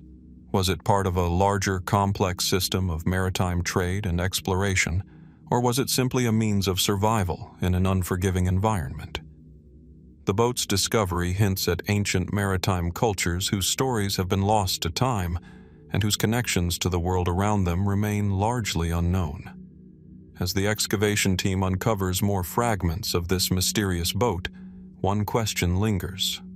What other secrets are hidden beneath the shifting sands of Kuwait, waiting to be discovered? What other ancient stories lie buried, waiting to be revealed? The answers may still be out there, just beneath the surface, awaiting their moment to emerge. On the windswept shores of Orkney, Scotland, a land known for its rugged beauty and ancient landscapes, a recent discovery has provided new insight into the enigmatic world of Neolithic societies.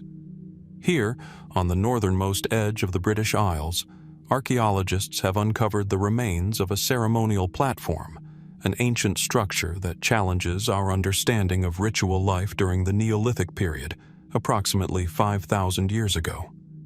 The platform, which was unearthed in 2025, is located near the heart of Orkney's historic landscape, a region already famous for its wealth of prehistoric monuments, including the famous standing stones of Ring of Brodgar and the village of Saqqara Brae. Yet this new find takes the island's mysterious past to new depths. The platform itself is a large, flat stone structure, measuring several meters across. It is constructed with large, carefully arranged slabs of stone, set into the earth with remarkable precision. What stands out most about the platform, however, is not just its scale, but its location. Perched atop a low hill, overlooking the sea, as if positioned to face the heavens.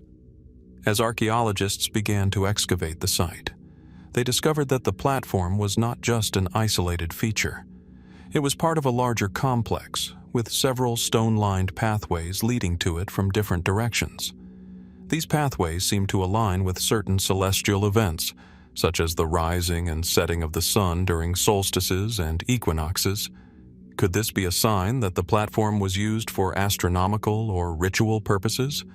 Was it a space where early humans gathered to mark the changing seasons, or perhaps to observe celestial phenomena with a sense of awe and reverence? The construction of the platform itself raises further questions. The stones used to build it were not sourced locally, but instead transported from quarries some distance away, suggesting that the builders had access to considerable resources and organization. How did these Neolithic people, with their rudimentary tools, manage to transport such heavy stones across the island?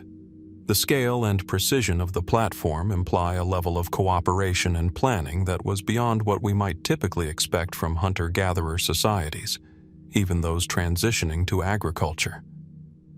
Adding to the intrigue, the excavation uncovered a series of carved symbols and marks on some of the stones that make up the platform.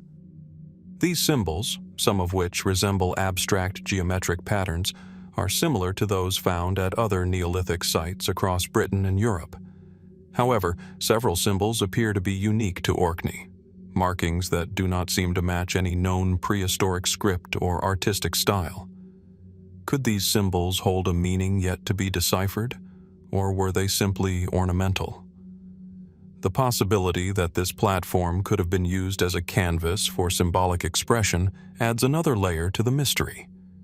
Was it an area dedicated to rituals involving gods or ancestors, or did it serve as a meeting place where communities came together for social and spiritual purposes?